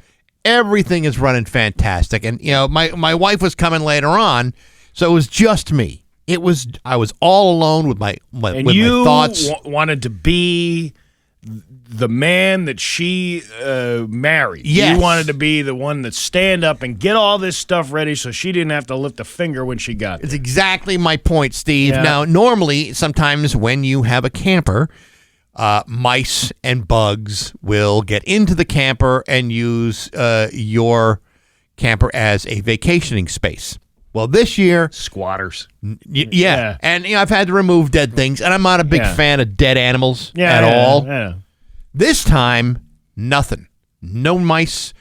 We had traps out. We had put peppermint oil all over the place and dryer sheets. We did all that stuff. Oh. Nothing. You couldn't ask for a cleaner space. Okay. So I picked up all that stuff, threw it in the garbage, cleaned up the camper. So by the time she got there at night, everything was fine. Look at you, model husband. I know. Yeah. I know. Suddenly, I'm a real catch, right? So the following day, Saturday morning, now we have some friends that also go to this camp. The next thing was to go to the local cable operator to set up our Wi-Fi connection. Okay. Because, when we camp, we like to really rough it. You like to be just far enough away from a cell phone tower that Right. you need Wi-Fi signal. I need the Wi-Fi. I need to stream my stories on the TV. All right. I got to do all those things. So me and my friend, we drive to the cable store. I don't want to say which one this is because they also operate here locally. Oh. What's it rhyme with? I'd rather not say. All right. Let's just say they're one of the big ones. Ah. They're one of the big ones. So my friend signs up. She gets her stuff, no problem. Gets the equipment. She's ready to go. I'm next in line. I go up. The guy's like, "Okay, I need your phone number." I said, "I'm looking to reestablish my seasonal account. Shouldn't be a problem. My third year here, no problem. Let's go." They can't get me into the account because apparently, the system that they use won't allow me to receive a text to activate my old account. Okay. This is going on for minutes, and the minutes turn into an hour. The hour turns into 90 minutes, to the point where I have two managers operating, helping me, saying, "We've never seen anything like this before. Okay. We can't override the system. Apparently, there are two active accounts on this address. One is not active but says it's active. The other one has been paused because that's what you did at the end of the season." I'm like, "So what are we going to do?" And both of them said, "I'm not sure there's anything we can do." So I'm thinking, does that mean what I think it means? Because it sounds like I will not be able to have Wi-Fi Yeah. ever. Doesn't that what it sounds like? Yeah. So they say, well, here's what we can do. We can give you the phone number to our corporate offices or to our service number, and they should be able to walk you through this. And I'm like, well, wait a second. Why can't you do that? Yeah, first of all, they're the store. And They're these the are managers. And they have a stronger connection to this corporate number that they're giving to you than you do on your own. Well, apparently they don't, because according to the manager, we are a third-party contractor in this situation. We cannot call them. You can call them, and here's a number. I don't understand how any of this stuff works. I don't understand it either. All right. But here it goes. So he writes down this number on a Post-it note, and I go sit down. because there's 25 people in lines trying to get also Are service. you like Beetlejuice sitting there with the giant tape in your hand? I felt my head shrinking as this process was going on. Yes, exactly. So I call this number. They're closed for the day. So I go back into the line. Yeah. I speak to the same manager. I said, they're not open today to help me with this problem. He said, well, hold on a second. Let me give you another number. So I get the other number, and I call this guy. Sit back down on the couch. Yeah. I call this guy. I talk it through, and the guy was absolutely the biggest jerk I've ever dealt with in a situation where I'm trying to receive support as a customer. Directly from the company, not the third-party people. Well, sir, I'm not there to really help you, so I don't know how to really do this, but here's your account number. Give that back to the guy. Give that back to the manager in the store, and that should help you. So I write down the 15-letter account number, get back in line, see the manager. I said, the guy on the phone said, all you need is my account number. And the manager says, yeah, I already have that account number. That's not helping any of us. We're starting from square one. That's when I said, is there a way you can go back 2 years, cancel that original membership, that subscription, and then start it all over again? He said, well, let me see if I can try doing that. He said, because the system has not allowed me to do any of that yet. We finally get it. He finally says, okay, I think we're good. I think we've got you all set. Now, again, we're almost 2 hours into this process. So he gives me the modem, and he gives me the that little box that allows you to stream, the streaming box. Yeah. Okay, so I get both those pieces of equipment. I said, is there going to be any problems? He said, there'd be no problem. It's real simple to put together. You should be all set to go. I said, the account is active. Yes, the account is active. It should be all set. I walk out the door. I drive back to camp. I unload all the things from the boxes. I can't get it started. You can't get it started? You can't get it connected? I can't get it connected. Okay. So I call this cable operator, and I try all different kinds of things. I mean, I try connecting it this way, doing it that way. I mean, I'm not just like, one way and it doesn't work, and so I've given up. I've done like 15 different things. Doesn't work.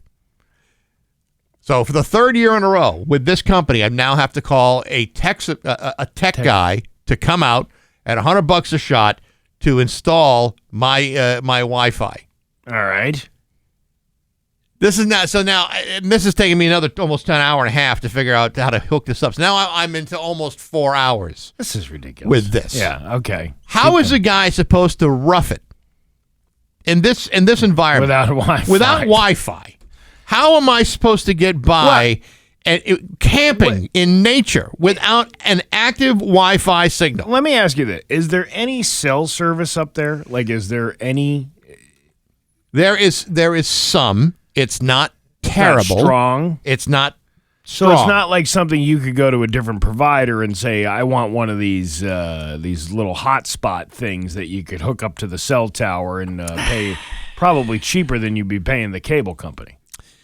I don't know the answer to that. I just know that it should not really be difficult to get Wi-Fi for the third straight year at the same address, a seasonal account, and reestablish it year after year. There shouldn't be a 4-hour ordeal to get it done. You should get Starlink, a little satellite thing. Yeah, I've had my issues with satellite television in the past that were no better than cable companies. Yeah. So I'm a little hesitant on that too. But hopefully Saturday, I will have this guy arrive and he will fix this. So you got to go back this weekend. Were you going to go back anyway? I was probably going to go back anyway. All right, but still, now the holiday weekend. Now you can't sit around and lounge around the house. You have to wait for the cable guy to show up. Do you have any idea what the world is like out there without access to Wi-Fi? You're forced into things like having conversations with people. I know. Listen, we passing the time in old-fashioned traditional ways. We did it 2 weeks ago here.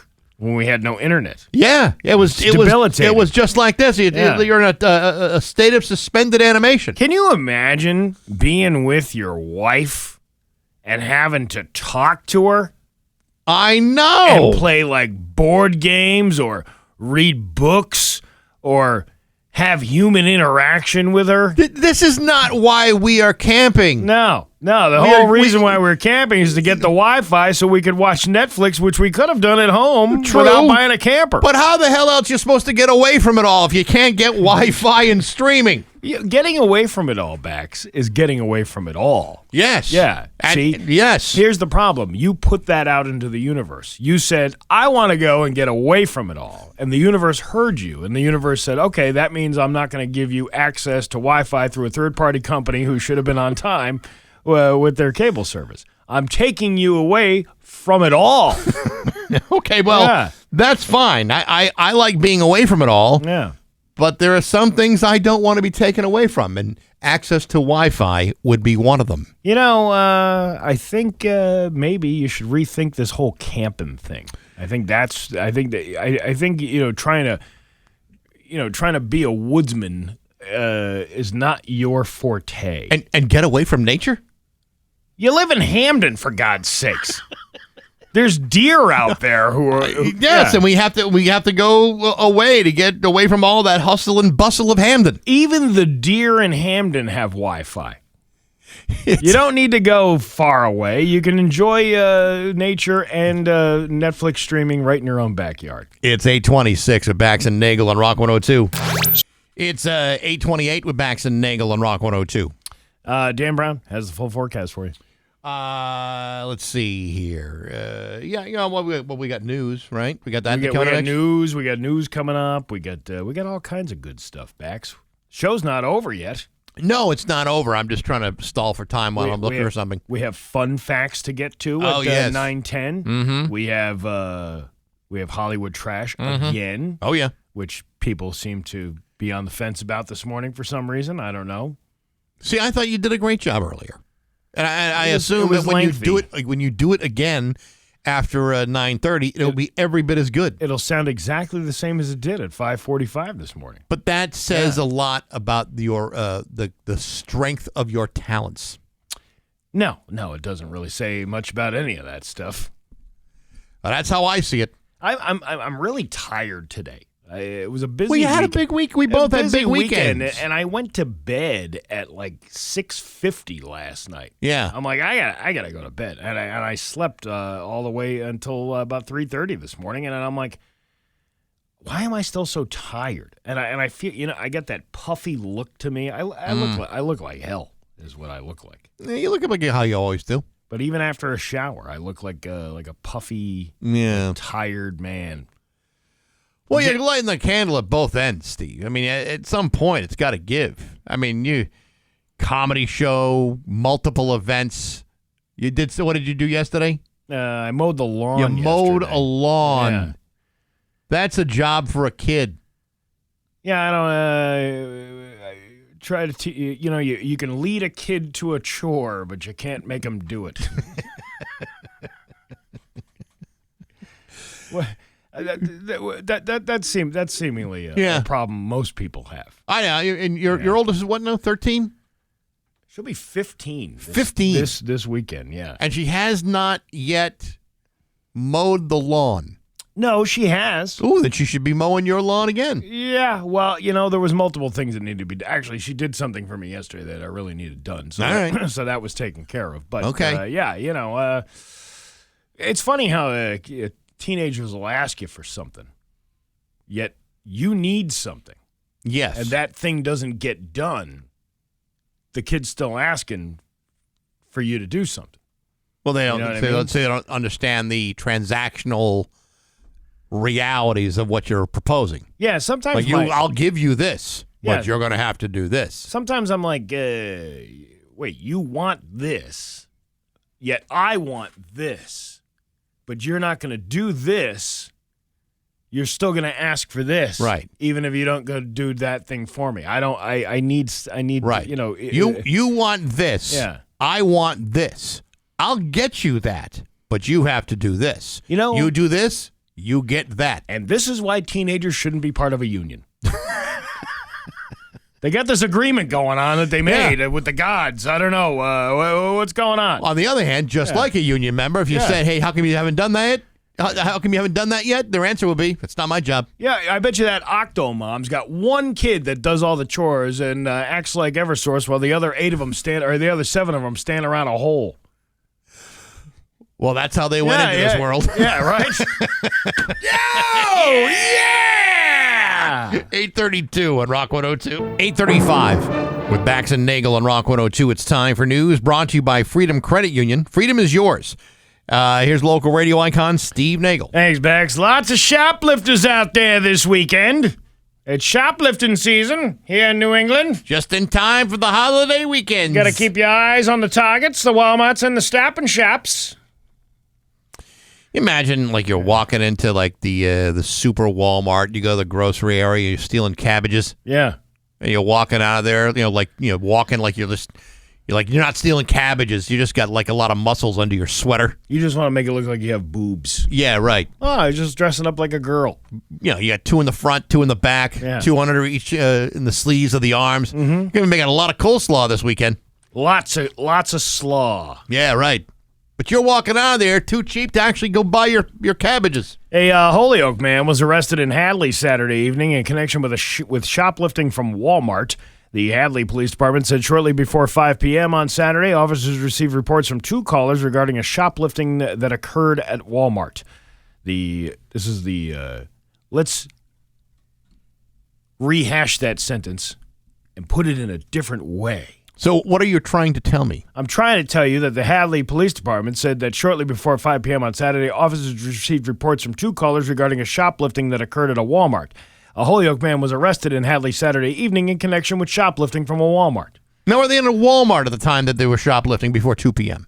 I don't know, but I think it was in Hadley, and I think the man was from Holyoke, and I believe it was at the Walmart, but I'm not sure. Curious.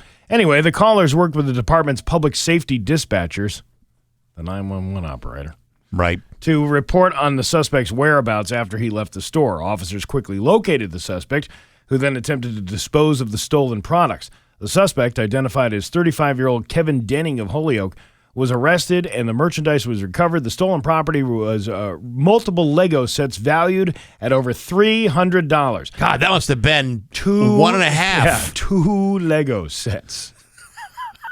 Small ones. You're right, the tiny 15-piece ones. Denning was charged with shoplifting and was additionally arrested on 2 active warrants. But I don't know, was this at the Walmart? In the Walmart in Hadley. A Holyoke man was arrested there for shoplifting just before 2 p.m. Again, I will bring up the fact that there was the Duke that was found in the urinal at the Hadley Walmart. Again?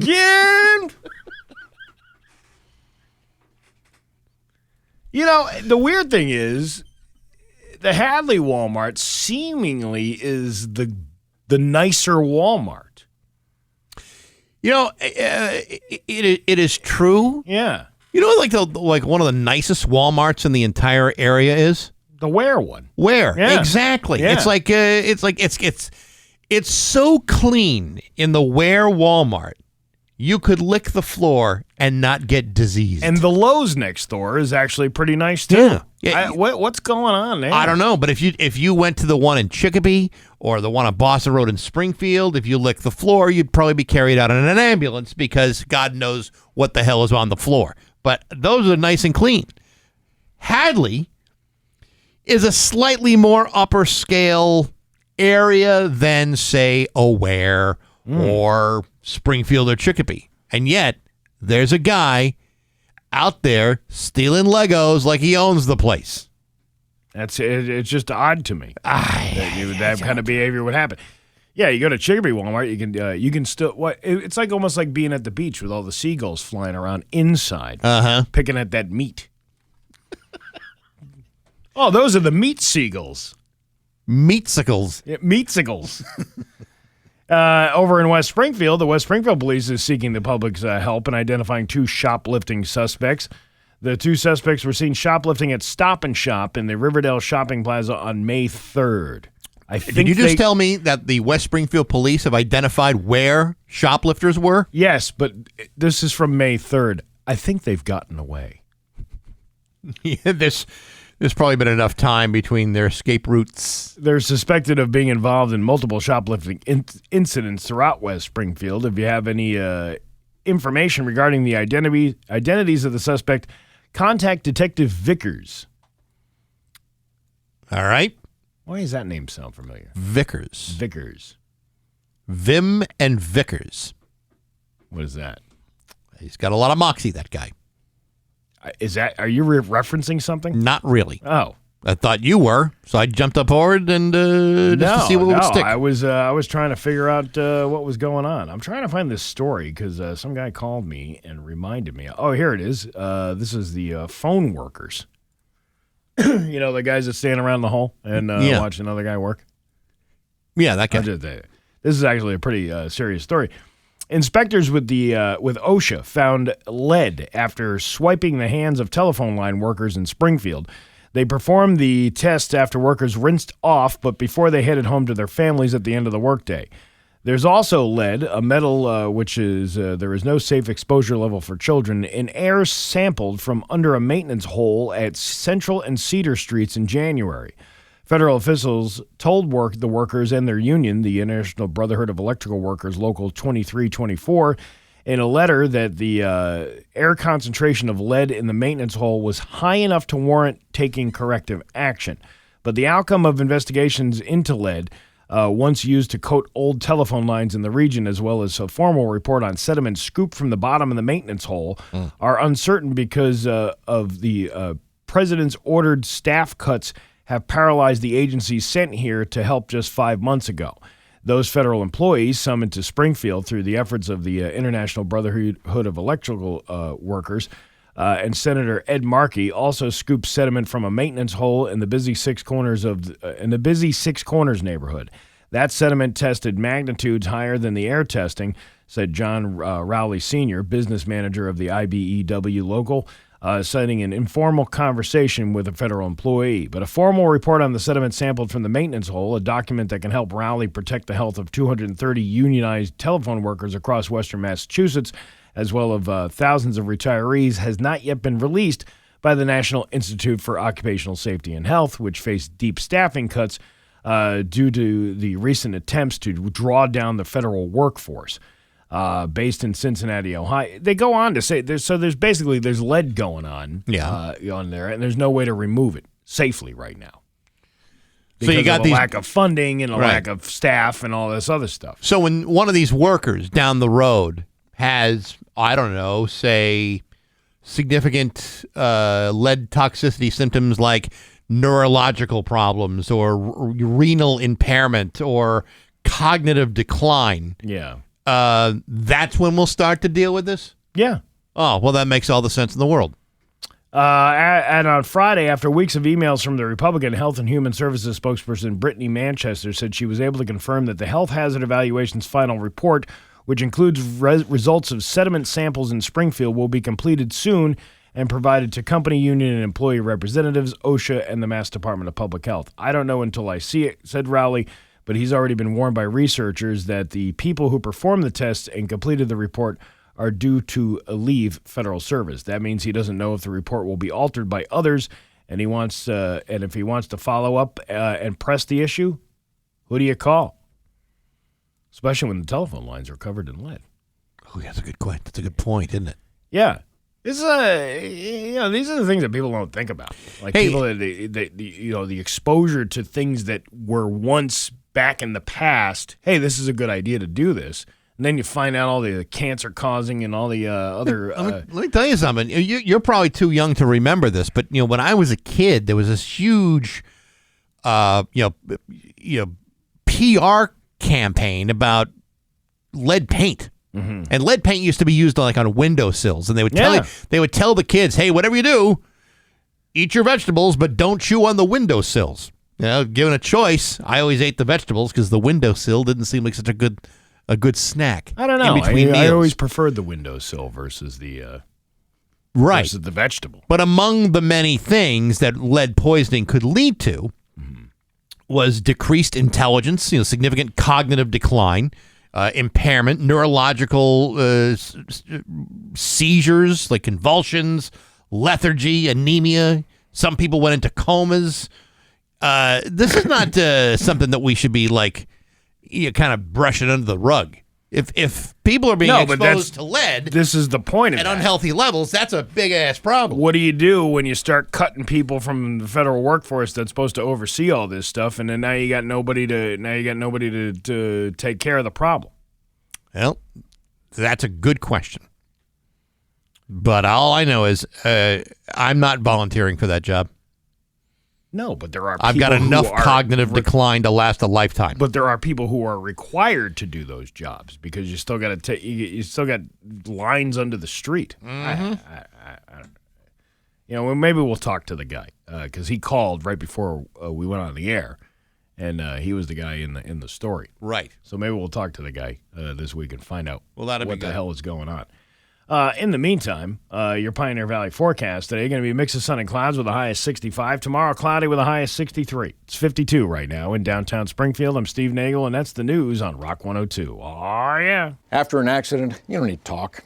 You need to take 2. It's going to be cloudy, a mix of sun and clouds today anyway, with a high of 65. Tomorrow, cloudy with a high of 63.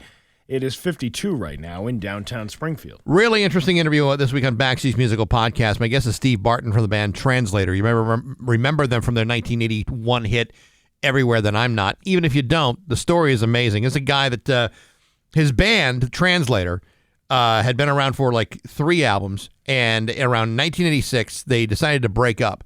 They've just released a live album of their final performance called Beyond Today, live at the Farm in San Francisco, 1986, the final performance of that band. But Steve Barton's career before joining that band is absolutely an amazing story and definitely worth checking out on Apple Podcasts, SoundCloud, Spotify, the Rock 102 YouTube channel, rock102.com, and on the app. And it's all brought to you by Metro Chrysler, Dodge, Jeep, and Ram at Chicopee and Rock 102 Springfield's Classic Rock. So wheat. Do you have a rule that you made up that you continue to follow in your life? A rule that I made up. Yeah, rules that you made up for yourself that when you were younger that you still follow. It can be good for a good reason or no reason at all, but you decided it was a personal rule and no one made you do it. You want an example? Yeah. All right. Number one. This is all from Reddit. If you need to retie one shoelace, you must retie the other one. If you don't, you'll end up with one shoelace that feels too tight and one that's too loose. No, that's not one of my little bugaboos. I don't do that no. either. Each armpit gets the same number of deodorant swipes. This sounds like more OCD than anything. This is not. I'm not an OCD type of guy. 6 swipes on your left pit, and your right one also gets 6 swipes. 6. Yeah, I just How do enough stinky to do you- cover the crevices and the cracks. How stinky do you think you're going to get? Well, I mean, big guys like us, you got to put the deodorant on. Yeah, but I don't know about 6 swipes. That seems to be an excessive amount of swipes. I just smush it in there. I do like a 1, 2, 3, 1, 2, 3, and that's make it. sure it gets the whole area. Yeah, and right. then make sure it gets the whole area on the other side. I don't have any It's not complicated. When you meet someone, you can't swear in front of them until they swear in front of you. But once they swear, go wild. Yeah, I don't know if I wait for the icebreaker on that one. Listen. Sometimes I just go in for the kill. I don't know. I always greet people with swears. Hey, you big son of a bitch. Look at this bastard over here. Hey, where are you right now? 30,000 feet above your head, you bastard. No son of a bitch in Houston is going to tell me how to do my business. Never use a fake excuse like I can't go, my grandma's sick, because she does get sick. You'll feel like you caused it. And if she dies, you can never use that excuse again. I always say that to my kids. I was like, don't make anything up. Like if you don't want to do something, just tell them I don't want to go. I don't. Yeah. I don't. Or you say I'm doing something else, which you would be. Right. You don't have to lie. You just say I'm not doing it.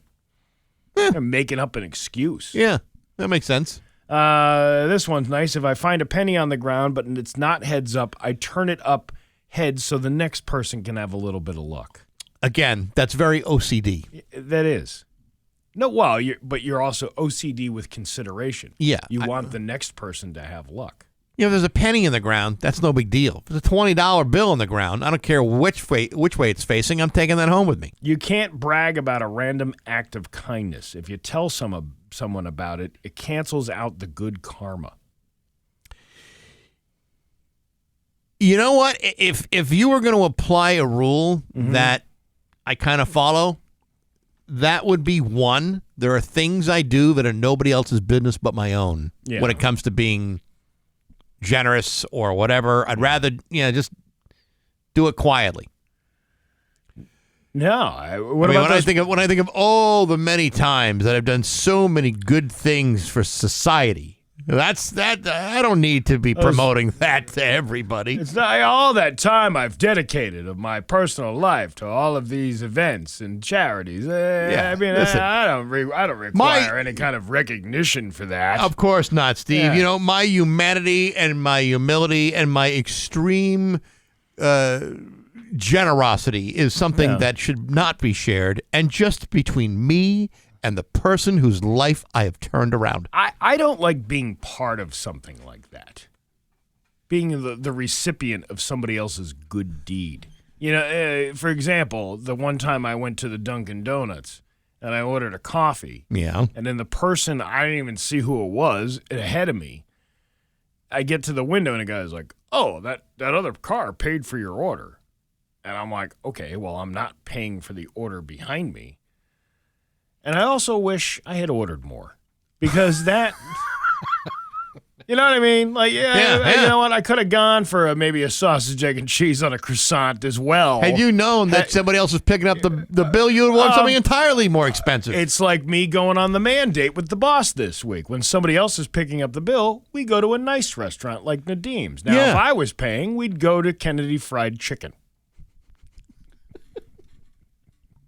Because that's right across the street from the Mass Mutual. You know what? And it's still delicious. Yes, but it's not as bougie as a Nadim's. Nadim's, listen, you're not going to go away from Nadim's feeling like you didn't get what you paid for. But when I know the boss is paying for it. So if the boss is paying for it, order a little bit extra. Of course I will. Get them chicken. I'm going to order the most expensive thing on the menu. Oh, yeah. And but get two of them. Get the chicken wings and a platter of hamachos. All right.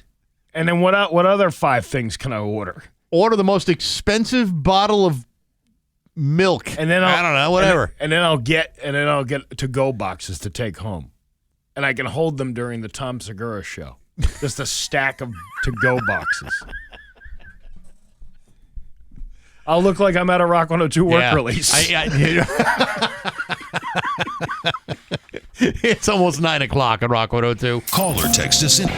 Rock 102, Springfield's Classic Rock. It's 9:10, and that is AC/DC with Bax and Nagle and Rock 102.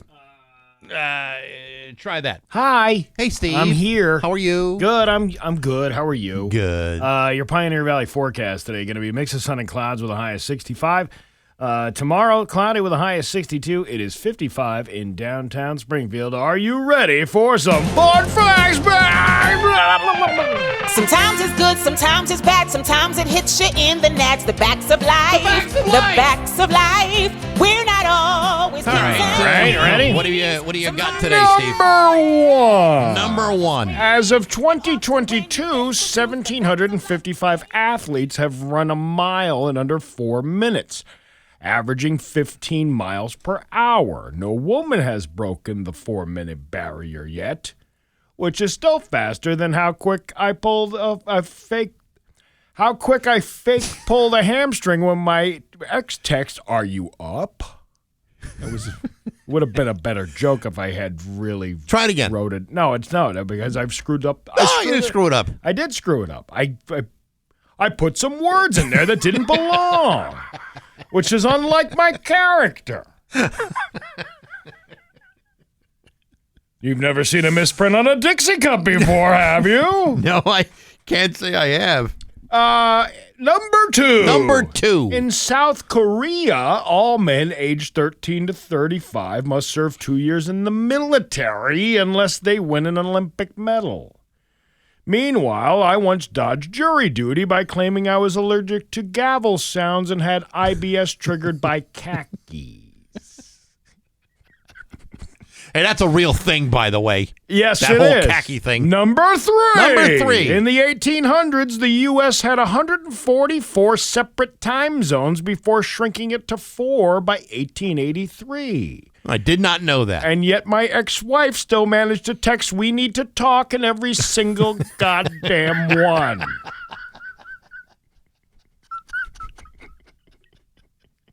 As if time stood still.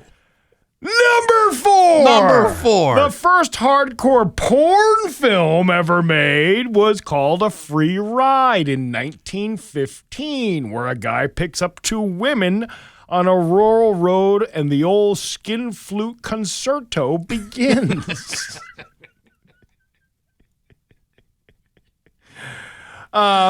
Which is proof that from the very beginning, men were willing to risk tire blowouts and trench rot just for a chance to raw dog strangers in the back of a jalopy.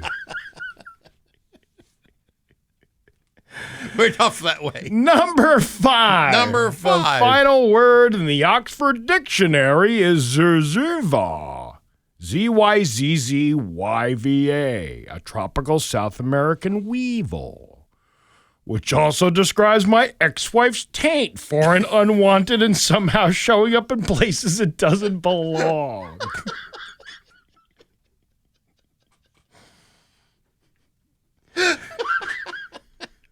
Time for Netflix and Jill, and that's your fun facts for the day! Here you go.